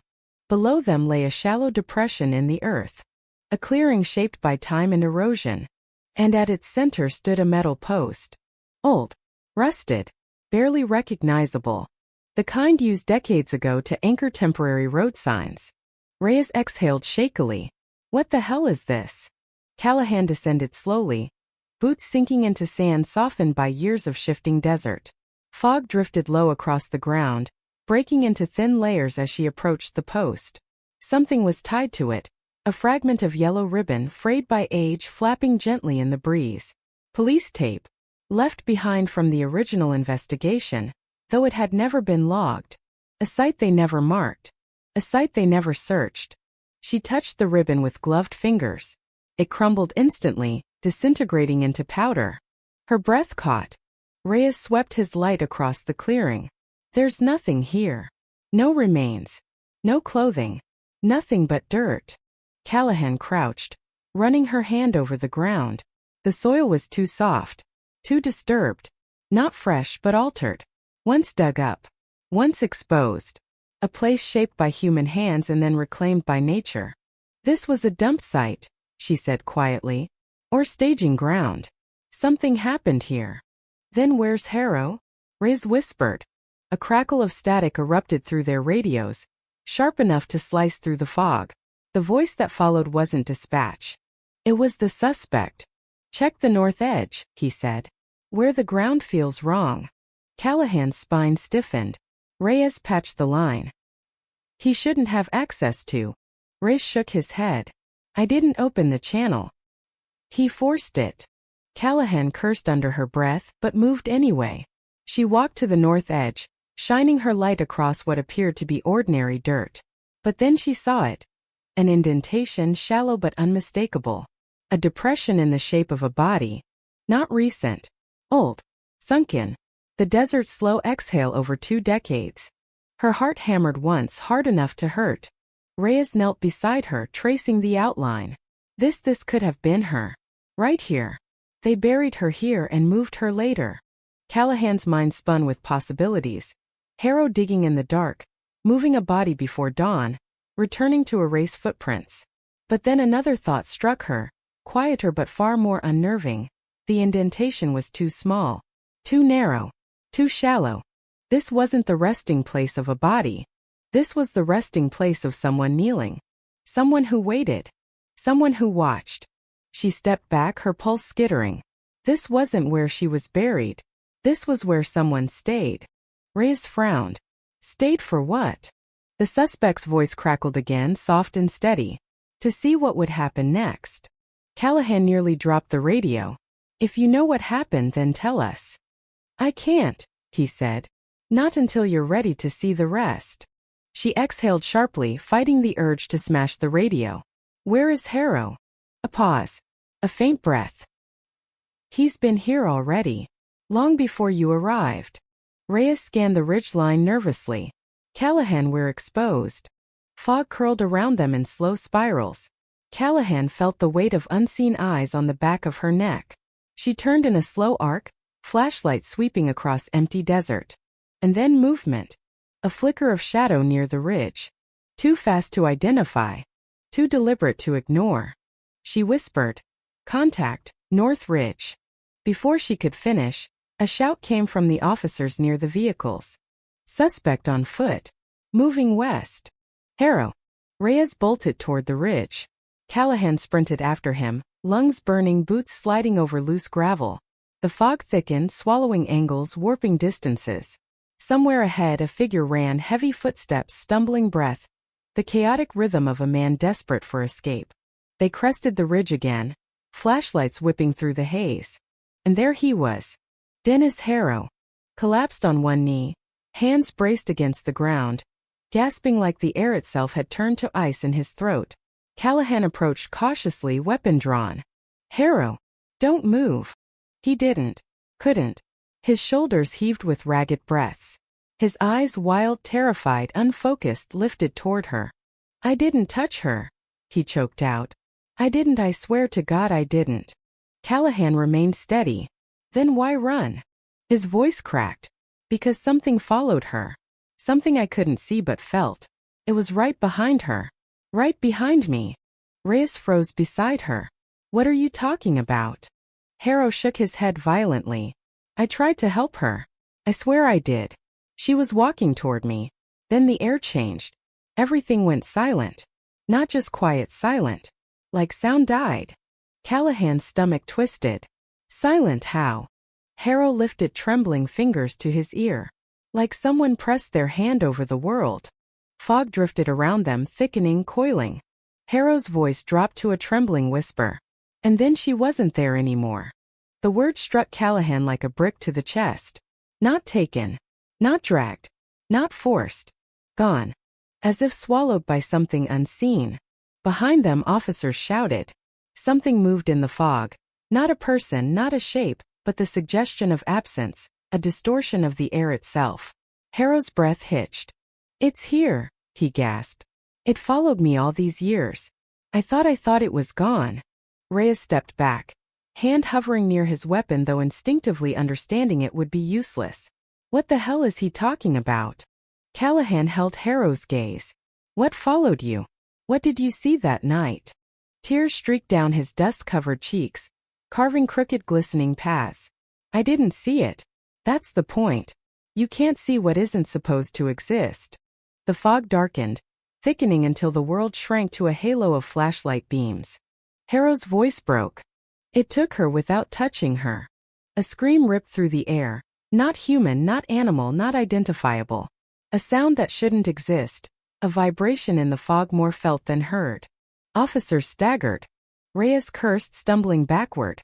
Callahan steadied herself, heart pounding like a hammer in her chest. She'd been a detective long enough to know fear. But not this fear. Not the kind that comes from staring into a space where logic loses its footing. Harrow collapsed fully, shaking uncontrollably. I ran and never came back until I felt it stop." "What stopped?" Callahan shouted over the rising wind. Harrow gazed at her with eyes that had seen something break inside them. "The pull." A gust tore across the ridge, blasting fog sideways. For a single heartbeat, Callahan saw something. Not a figure. Not a face. But a distortion. A crease in the world. Like heat rising from pavement. But dark. Wrong. Aware. Then it vanished. Silence crashed down like a weight. Officers scrambled for footing. Reyes grabbed Callahan's arm, eyes wide. "We need to get out of here now." But Callahan didn't move. Because in that instant something inside her clicked. A terrible, quiet certainty. Whatever happened to Megan Keller did not begin with violence. It began with disappearance. And Harrow, broken, trembling, haunted, was not the cause. He was the witness. The only one. She knelt beside him. Where did she go? Harrow's voice fell to a raw whisper. Somewhere the desert doesn't speak of. Callahan swallowed hard. What does that mean? His eyes lifted slowly, staring past her into the black horizon. It means she didn't leave this world. A pause. A trembling breath. She slipped into whatever lies beside it.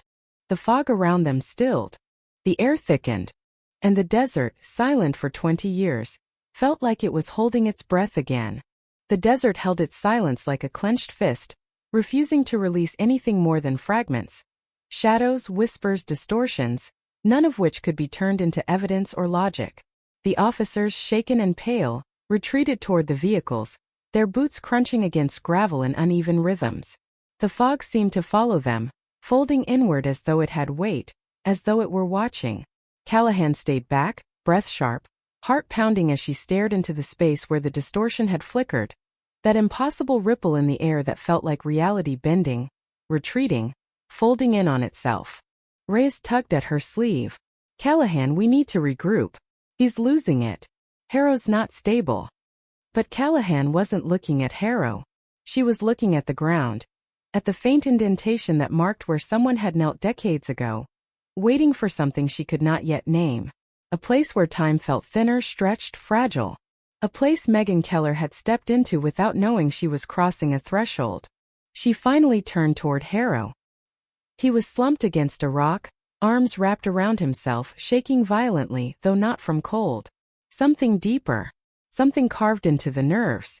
His eyes darted around the clearing, searching for movement the others couldn't see. Callahan approached him slowly. "Dennis, focus on me. What happened after she disappeared? What did you do?" His breath came in shallow bursts. I ran like a coward. I left her there. I didn't know what else to do." "What exactly did you see?" His fingers clawed at his temples. "Nothing. I didn't see anything. It's what I didn't see that terrified me." Callahan crouched beside him, lowering her voice to a steady, low vibration, hoping it anchored him. "Tell me what you mean." It was like she stepped behind something. Like the world had a curtain and she walked through it by mistake. And I felt it. Like an air pocket. Like pressure dropping before a storm. And then gone. No sound. No scream.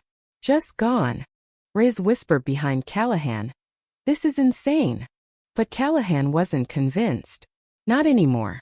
Because insanity would have been easier to believe than the chill creeping across her skin. The chill that felt too synchronized with Harrow's words. She stood staring across the clearing.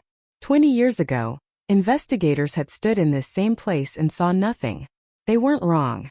They saw exactly what the desert allowed them to see. Reyes stepped beside her. "He's not our killer. He's not even our suspect anymore." "No," Callahan whispered. "But he's the reason the case went cold." Reyes stiffened. "Because he lied?" "No. Because he told the truth and no one believed him." The weight of those words sank into the sand. The suspect, the man they had taken from the motel, was escorted to the edge of the clearing. He watched them with a quiet, knowing expression, as if the scene unfolding matched something he had replayed in his mind for 2 decades. "You're starting to understand," he said when Callahan met his eyes. She approached him. "What did you see that night?" "A moment of absence," he said. "A tear. A shift. Like watching reality breathe. Stop speaking in riddles." He smiled weakly. "I'm not. You're hearing riddles because you still think like an investigator." Reyes snapped. "Then how should we think?" "Like someone standing on the edge of a cliff," the man replied. "Knowing the ground isn't as solid as it looks." Callahan felt a tremor in the air, soft, almost imperceptible, like a vibration against the base of her skull. She inhaled sharply. The fog thickened, swirling like stirred ash. She looked around. No wind. No movement. No logical explanation. "Everyone back to the vehicles," she said. "We're regrouping at base camp. Now." Officers helped Harrow to his feet. Reyes flanked Callahan closely as they walked. The suspect followed quietly, hands cuffed, expression unreadable. But halfway back to the vehicles, Harrow stopped abruptly. Callahan turned. "Keep moving." He shook his head violently, eyes widening. "It's here." "What's here?" "The same silence. The same pressure. The same pull." Reyes swore under his breath. "Callahan." "Everyone stay calm," she said, forcing steadiness into her voice. But the air was changing. Callahan felt it first. A tightening, as if the atmosphere had lost elasticity. The night grew thicker, denser. The silence deepened until even their breathing sounded intrusive. Fog curled around their ankles like tendrils. A distant vibration trembled through the ground. The suspect whispered, "Don't run." Harrow collapsed to his knees, hands pressed to his ears. "It's happening again." Callahan's flashlight flickered. Reyes shouted for backup. The fog shifted. Not forward. Not backward. But sideways, splitting like a curtain. For an instant, a single impossible heartbeat, Callahan saw a shape. Not human. Not animal. Not describable. A distortion. A void. A silhouette defined by absence rather than presence. It flickered like a glitch in an old vase tape, its edges dissolving into nothingness. Callahan froze. The figure didn't move. Didn't need to. Its existence alone ruptured the air. Reyes raised his weapon instinctively. "Don't," Callahan hissed. "Put it down." Now. But Reyes shook, breath quickening. What the hell is that? Harrow cried out, voice raw. It's what took her. The figure flickered again, closer this time. Or maybe reality moved instead. Callahan felt every instinct scream. But she forced herself to stand still, to breathe slowly, to observe the distortion the way a scientist might observe a dangerous experiment. Because for the first time since 1998, she sensed something important. This phenomenon, whatever it was not hunting them. It was reacting to them. The suspect's voice drifted through the tension, soft, steady. It doesn't pursue. It follows. It mirrors. It fills the spaces humans create. Shut up, Reyes snapped, his voice cracking. But Callahan listened. Because the figure didn't attack. It didn't reach for Harrow. It didn't pull anything through a tear in the world. It simply stood. Waiting. Reflecting. She took a cautious step forward. Reyes grabbed her arm. Are you insane? Something's different, she whispered. It's not acting like a predator. Then what is it acting like? Callahan swallowed. Like a witness. She lifted her flashlight, though her hand trembled. The beam cut across the distortion, but passed through it, bending slightly, refracting like light through warped glass. Harrow sobbed. It's too late. Once it sees you. Once you see it.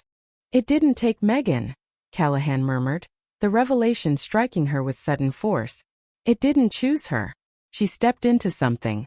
A threshold. A thin place, the suspect added softly. Callahan turned to him sharply. You knew. No, he said, shaking his head. But I sensed the same pressure that night. I felt the same tear. I stayed back. She didn't. And Harrow? Reyes asked. The suspect glanced at the trembling trucker. He followed the noise. He walked toward the silence.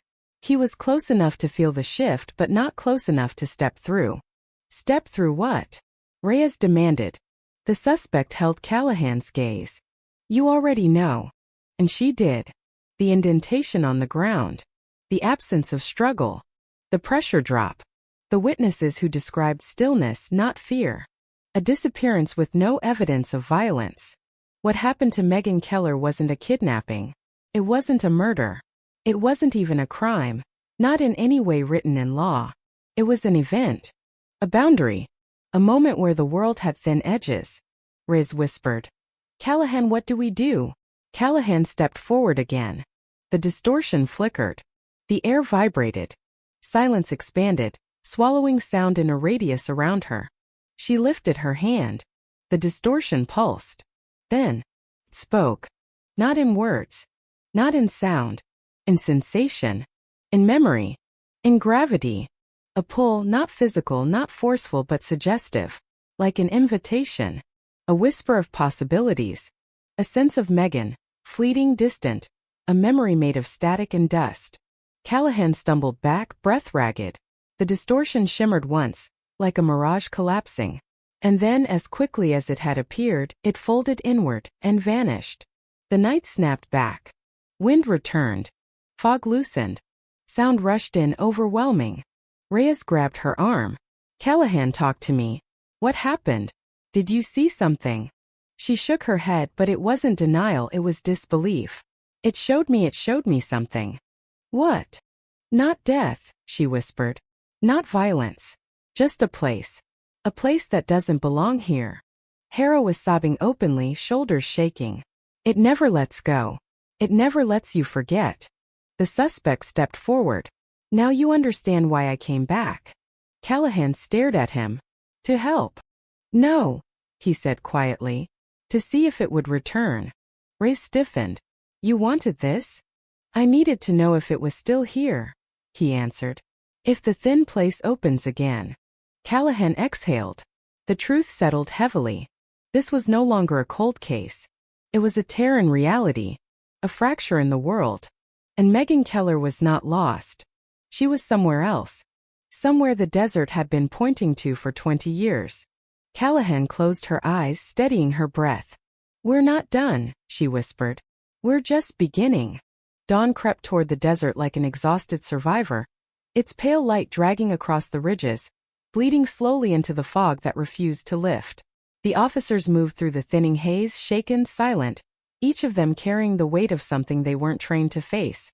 Something that didn't fit into any report, any procedural manual, any rational framework. The radios were quiet now, unnervingly quiet, as though the frequencies themselves were wary of speaking. Callahan stood at the edge of the clearing, arms folded tightly, staring at the place where the distortion had folded itself out of existence. A thinness hung in the air, as if the atmosphere hadn't fully sealed shut. Like a crack remained, invisible but present, waiting. She replayed the sensation in her mind. The pull without force, the whisper of something not linguistic but emotional, the fleeting impression of Megan, like a memory of someone she had never met. Reyes approached cautiously, his face drained of color. "We can't file this," he said. "We can't even describe it." Callahan didn't look at him. "We have to." He let out a broken laugh. "In what world? What do we write? Encountered unidentified atmospheric anomaly capable of perception? Victim possibly crossed into non-physical space? Will be removed from duty before the ink dries." Callahan turned to him then, eyes sharper than he'd ever seen. "This isn't about paperwork. This is about what really happened to Megan Keller." Reyes shook his head. "What happened to her doesn't exist. Not in any way we can pursue." "It happened," Callahan said, voice low and steady. "Which means it exists. Which means it can be understood." The suspect, still cuffed but no longer trembling, watched her with quiet intensity. "You're closer than anyone has ever come." She approached him slowly. "Why did it show itself to us?" "Because you were ready to see it," he said. "Because you came with the right fractures." Reyes scoffed. "What does that even mean?" The suspect lifted his eyes toward the ridge, as though searching for the thinning veil still lingering in the air. "Every event like this happens where the world is already weak. A thin place doesn't form out of nothing. It grows from silence, from trauma, from unfinished stories." Callahan stiffened. "So you're saying we triggered it?" "No," he said. "Megan did. Harrow did. Everyone who came looking for answers dug into the place where the world is worn thin. You just dug far enough to feel it." Callahan absorbed his words like blows. She had come here seeking closure, truth, reason. Instead she found a truth that twisted reason until it snapped. Yet somewhere inside her something aligned. The logic wasn't scientific, but it was consistent. Cold cases aren't just about evidence. They're about pressure points. About the weight of unresolved moments. She turned toward Harrow, who was kneeling near the base of the ridge, palms pressed to the earth as though trying to steady himself. His lips moved in soundless prayer or apology, she couldn't tell which. He looked smaller in the waking light, like the years had finally caught up to him all at once. "Harrow," she said gently, kneeling beside him. "You said it followed you. That you felt it all these years." He nodded without lifting his head. "Some nights it was in the wind. Some nights it was behind me when I walked. Never close. Never touching. Just watching." "Why you?" she asked. A trembling breath escaped him. "Because I saw Megan vanish when she wasn't supposed to. Because I stepped too close to something that wasn't meant to be seen." Callahan frowned. "You think it targeted you?" Harrow shook his head violently. No. It doesn't target. It responds. It reacts. It's like gravity. Or a mirror. It bends where people are already breaking." Callahan's voice tightened. "Why didn't it take you too?" He looked up then, eyes red and wild. "Because I ran before it decided." A chill rippled through her. Reyes stepped forward. "So now what? We can't chase a distortion. We can't question it. We certainly can't arrest it." Callahan rose slowly. "But we can track it." Reyes stared at her in disbelief. "Track it? Track what? A tear in the world. We found Megan's car. We found Harrow's pattern. There has to be a pattern to this too." Reyes opened his mouth to argue, but then closed it again. Because as absurd as it sounded, Callahan was right. Even impossible things had fingerprints. Even anomalies left trails. Just not the kind made of matter. Callahan walked toward the indentation in the earth again. She knelt, running her hand lightly across the edges. The soil felt colder here. Denser. as if change had touched it and never fully receded. This wasn't just where someone knelt, she said quietly. This was where something shifted. A pressure point. Reyes crouched beside her. You think there are more places like this? She nodded. If the world has thin edges, they can appear anywhere. But something about this location made it vulnerable.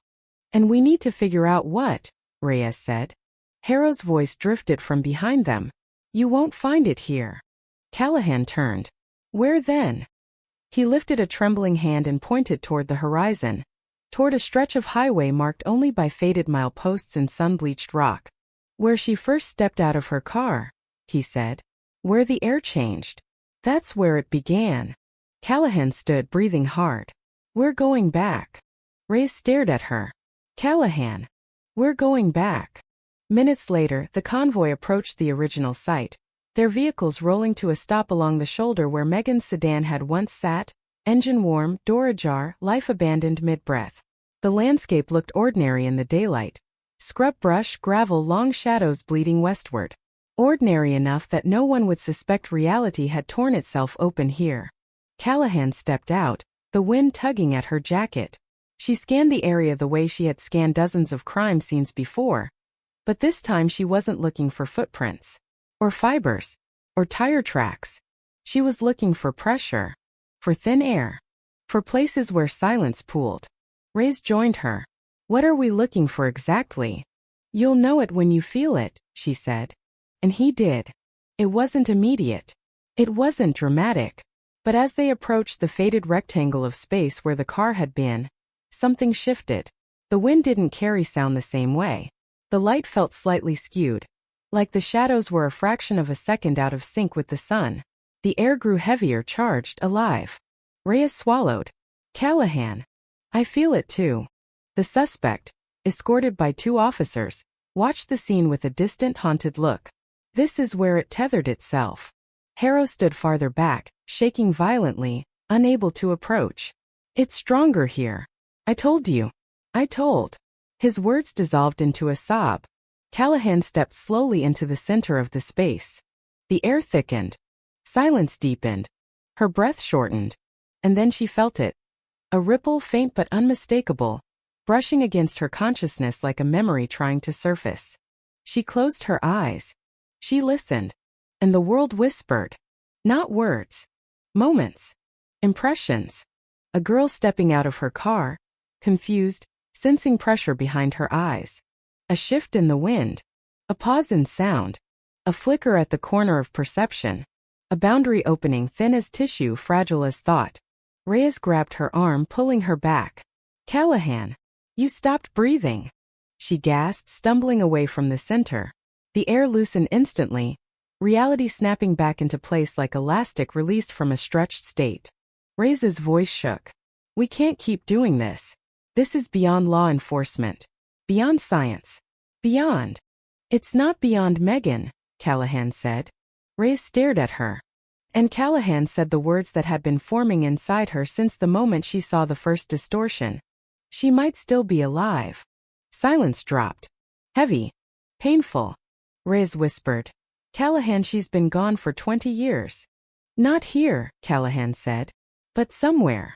The suspect nodded slowly. Time doesn't flow the same way on the other side of thin places. Reyes rounded on him. And you know this how? He lowered his eyes. Because I stepped close once. Close enough to feel the difference. Callahan steadied her breath. If Megan stepped through, maybe she wasn't taken. Maybe she slipped. Slipped into what? Reyes demanded. Callahan turned her gaze toward the horizon, where desert heat shimmered faintly even in morning cool. Into the place beside ours. And you think we can bring her back? Reyes asked. Callahan didn't answer. Because belief wasn't the issue. The issue was necessity. Someone had to follow the trail she left behind. And Callahan knew with a certainty that frightened her. The trail wasn't forensic. It wasn't physical. It was a pattern. A rhythm. A weakness in the world. And it was opening again. Not by accident. Not by randomness. By invitation. Callahan exhaled slowly. We're going to find Megan Keller. Reyes looked at her like she was stepping off the edge of a cliff. And maybe she was. Tell me how, he whispered. Callahan turned toward the suspect, the only person who had stood close to the threshold without crossing it. You're going to show us, she said. He held her gaze for a long moment, then nodded. The thin place is waking, he said softly. And if you want to reach her, he looked toward the desert. You'll have to walk where the world turns hollow. Callahan inhaled, the desert rising before her like an ancient, waiting thing. Then that's where we go. The desert stretched ahead in muted shades of rust and bone, a vast and ancient canvas where the horizon swallowed everything without hesitation. Morning light bled into the sky, fragile and trembling, as though unsure whether it truly belonged here. The air hummed with a quiet tension, the kind that clings to the edges of thought. Callahan walked at the front of the small convoy, boots sinking slightly into soft sand, the suspect just a few steps behind her, hands cuffed but posture unervingly purposeful. He moved like someone who knew the terrain not by sight, but by feel. Someone who followed pressure rather than footprints. Someone who listened for things most people spent their lives trying to ignore. Reyes trailed beside Callahan, tension coiled in his shoulders. Tell me again why we're walking into the middle of nowhere with a suspect who won't give us straight answers. Callahan didn't slow. Because it's not nowhere. It's the pattern. Reyes muttered something dark under his breath. Patterns don't tear holes in the world. Callahan glanced sideways at him. You saw what I saw. His jaw tightened. I saw fog move in ways fog shouldn't. I saw something I can't name. That doesn't mean I understand it. It doesn't mean we have the luxury of walking away, Callahan said. Ahead, the suspect spoke without turning. You're not following me. You're following the pressure. Feel it. The air thickens the closer we get. Reyes rolled his eyes.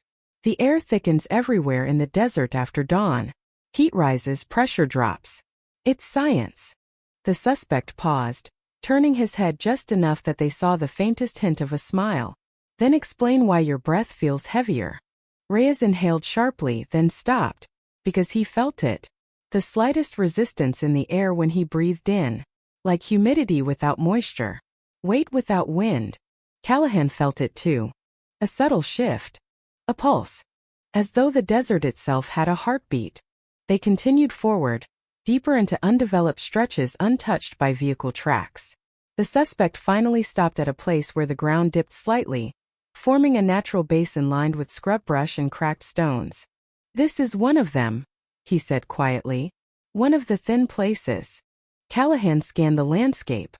There was nothing remarkable, no markers, no unusual formations, no evidence of any disturbance. Just sand and shadows woven into the same indifferent expanse. Reyes frowned. You're going to have to be a lot more specific. But Callahan stepped forward, closing her eyes. And there it was. A sensation like the air inhaling. A faint pressure inside her ears, as if altitude had changed by inches. A moment of unnatural quiet. She whispered, "It's here." Reyes stared at her. "You feel it too?" Callahan nodded slowly. "It's subtle, but it's real." Harrow, seated on a nearby rock under officer watch, clutched his arms tightly, eyes wide with recognition. That's the same feeling from the night she vanished. The same pressure. The same silence. The suspect knelt and pressed his cuffed hands into the sand. A thin place isn't a doorway. It's a fracture. A bruise in the world. It doesn't open on command. It opens under conditions. Reyes raised an eyebrow. Conditions? Like what? Lunar cycles? Temperature? Bad luck? Trauma, the suspect said softly. Memory. Attention. Callahan stepped closer. Attention. He nodded. Places hold stories. The desert is full of them. But when a moment is powerful enough, violent enough, emotional enough, it leaves an imprint. And sometimes that imprint pushes back. Reyes ran a hand over his face. This is insane. But Callahan crouched beside the suspect. If this is one of the thin places, then how do we find the one Megan slipped through? The suspect turned his gaze toward Harrow. Ask him. Harrow flinched. No. Don't bring me into this. You were closest, the suspect said. The place where Megan stepped through wasn't random.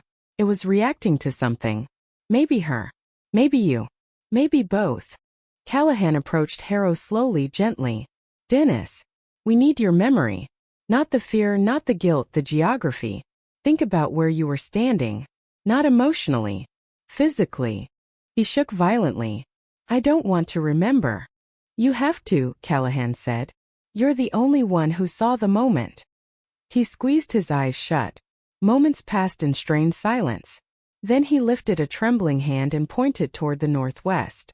1/2 mile, he whispered. Near the old drainage ditch. She was walking toward me. I was by the ditch. That's where it happened. Callahan turned to Reyes. Mark that. Reyes nodded, already pulling up a coordinate map on his device. Callahan faced the suspect.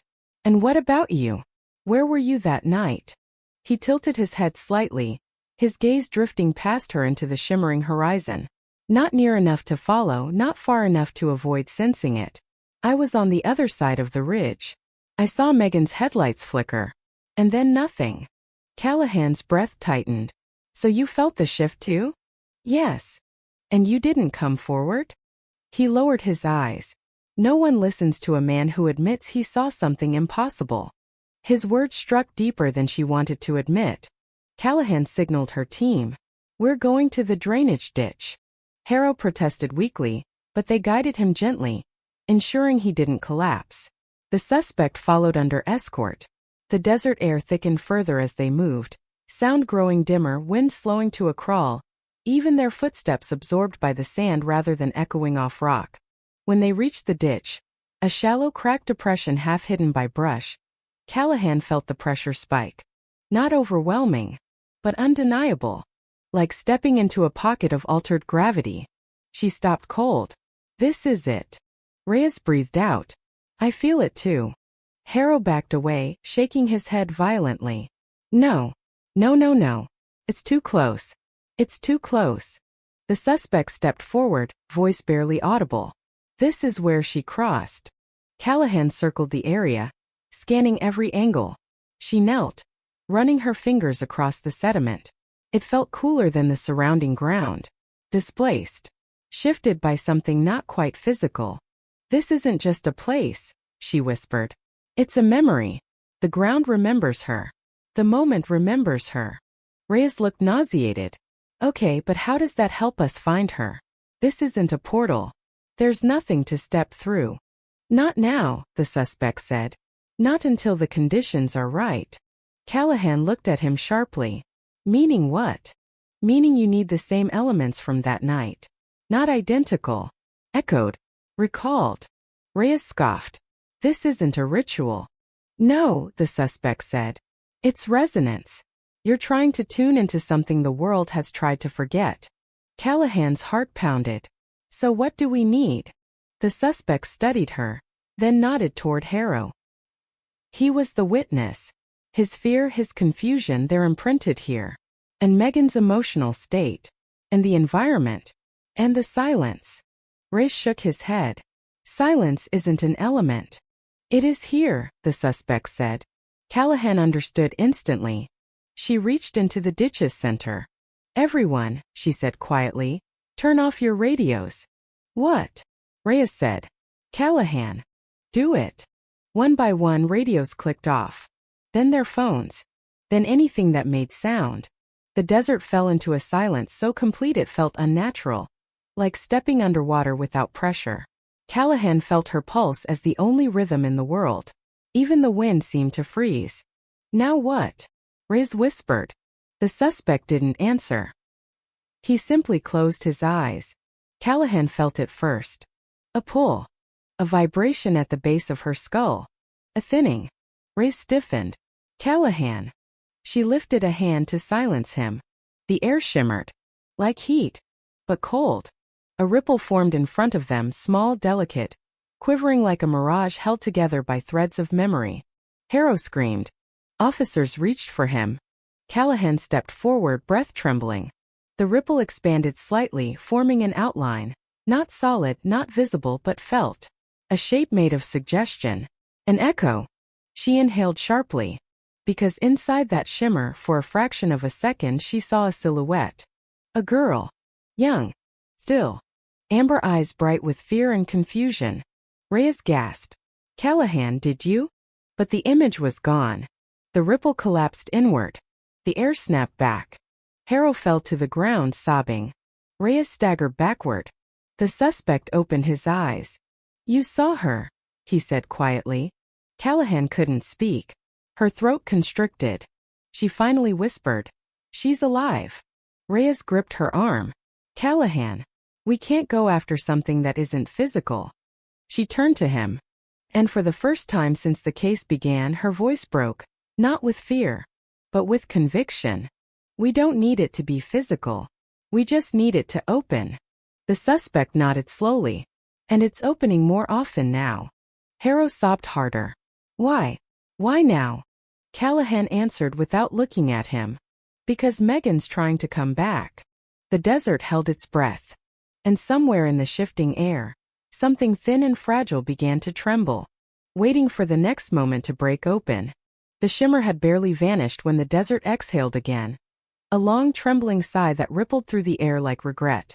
Officers stood frozen, trapped somewhere between awe and terror, their lungs tight, their instincts splintering under the weight of what they'd witnessed.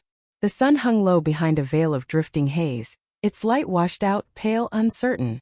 A ghost of daylight rather than its master. Callahan didn't move. Not yet. She remained in the center of the ditch, staring at the empty space where Megan's silhouette had flickered. Her heartbeat thudded against her ribs like a fist knocking on a locked door. She felt the echo of that ripple inside her chest even now, like it had left a mark not just on the air, but on her. Reyes broke the silence first. We need backup, he whispered, though his voice sounded unused, rusty. We need scientists. Physicists. I don't know. Someone who understands what this is. No one understands this, Callahan said softly. Not yet. Reyes shook his head. Then we shouldn't be here. But we are, Callahan said, turning to face him. And we're the closest anyone has ever been to finding her. He swallowed hard. What if this thing isn't giving her back? Then we take her back. The suspect watched her with a quiet, almost mournful expression. Careful, he murmured. Intent attracts attention. Desire creates gravity. Good, Callahan said. Let it hear us. The suspect's brow tightened. You're treating this like a negotiation. It isn't. She stepped closer. Then what is it? A boundary, he said. A wound. Harrow, still trembling violently under an officer's supervision, lifted his head. It's a punishment, he said. I know it. I felt it.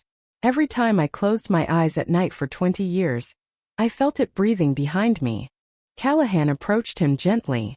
What you felt wasn't punishment. It was proximity. You were closest to the moment. The imprint stayed with you. He stared at her through hollow eyes. Proximity destroys people. But it doesn't have to, she said. She turned back toward the ditch, the air already shifting subtly, tension coiling again in faint curls. We need to recreate the conditions again. Reyes grabbed her arm. Are you out of your mind? We barely stayed conscious last time. You stopped breathing. I know, she said softly. And I know why now. Why? Reyes demanded. Because I stepped too far in, she said. I pushed toward the threshold instead of waiting for it to form naturally. Reyes stared at her like she had stepped off the edge of sanity. And that's supposed to make this safer? The suspect stepped forward. She's right. Reyes glared at him. You don't get a vote. The suspect ignored him. The threshold responds to emotion, to trauma, to memory, to resonance. Megan didn't cause this. The moment did. The circumstances did. And every time the world aligns with that moment, the thin place stirs. Callahan nodded. We recreate what it remembers. Not the disappearance event itself, but the emotional geometry around it. Reyes blinked. Emotional geometry? She didn't look at him. Pressure. Silence. Witness. Fear. Stillness. These are not random. They're variables. Reyes let out a shaky breath. You're talking like this thing is alive. The suspect answered. Not alive. Aware. The words landed like a stone in a still pond, rippling through the air, through the officers, through the fragile edges of the ditch. Callahan steadied herself. We create the conditions. But controlled. Step by step. We don't push it. We let it open if it wants to. Reyes exhaled sharply. This is insane. It's our only chance, Callahan said. They began preparing. Radios were switched off again. Phones silenced. Officers formed a perimeter farther out this time, instructed not to intervene unless the physical safety of the team was threatened. No weapons pointed. No sudden movement. No panic. The suspect stood at the far edge, hands cuffed but posture calm, eyes half closed as though listening for a sound beneath the surface of the world.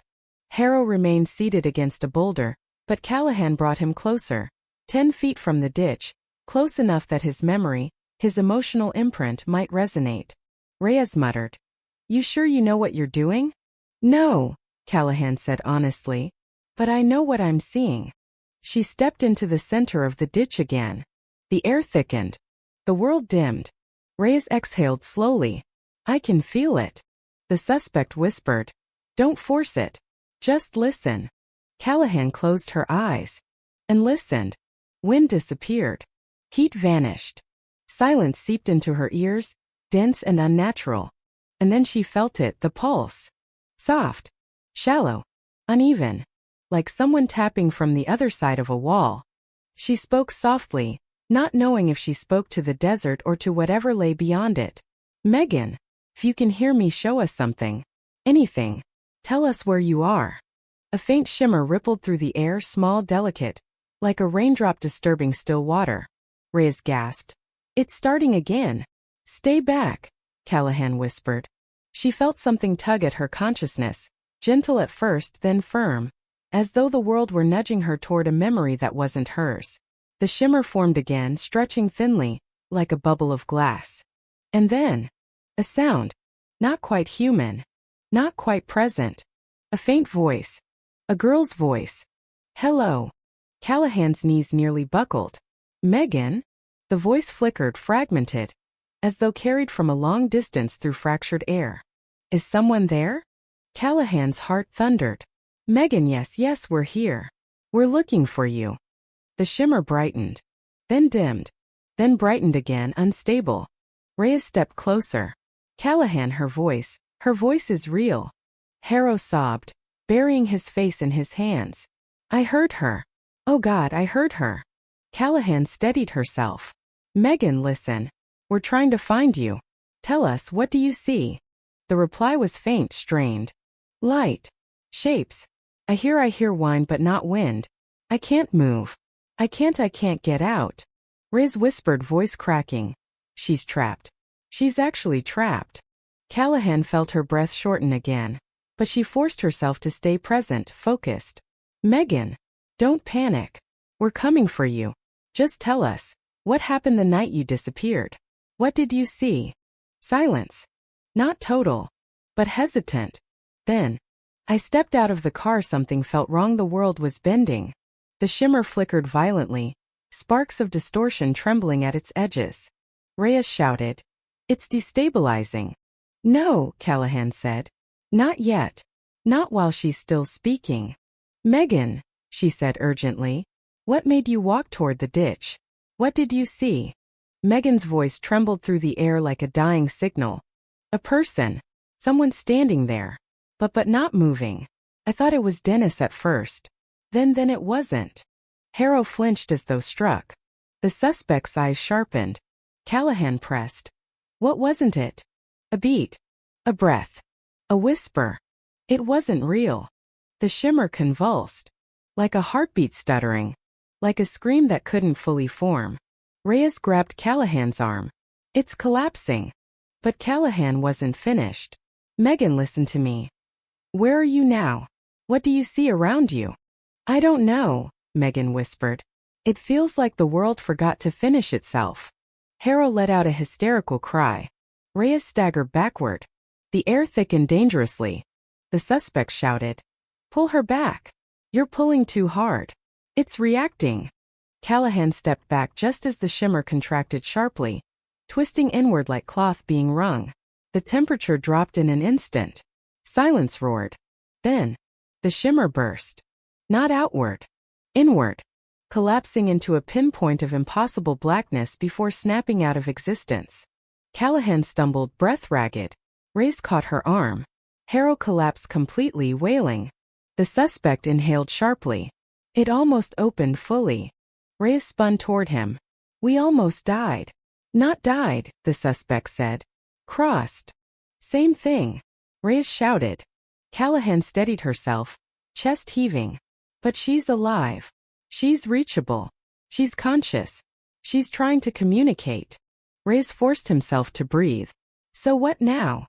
Callahan stared toward the horizon, where the air still shimmered faintly, like heat caught in a moment it couldn't escape. Now she understood. The thin place wasn't a doorway. It was a perimeter. A boundary separating two states. Two worlds. Two unfinished halves of the same moment. Callahan turned slowly toward her team, voice steady despite everything shaking inside her. Now, she said, we figure out how to open it on purpose. The desert didn't move. Didn't speak. Didn't breathe. But Callahan felt it listening. And something on the other side listening back.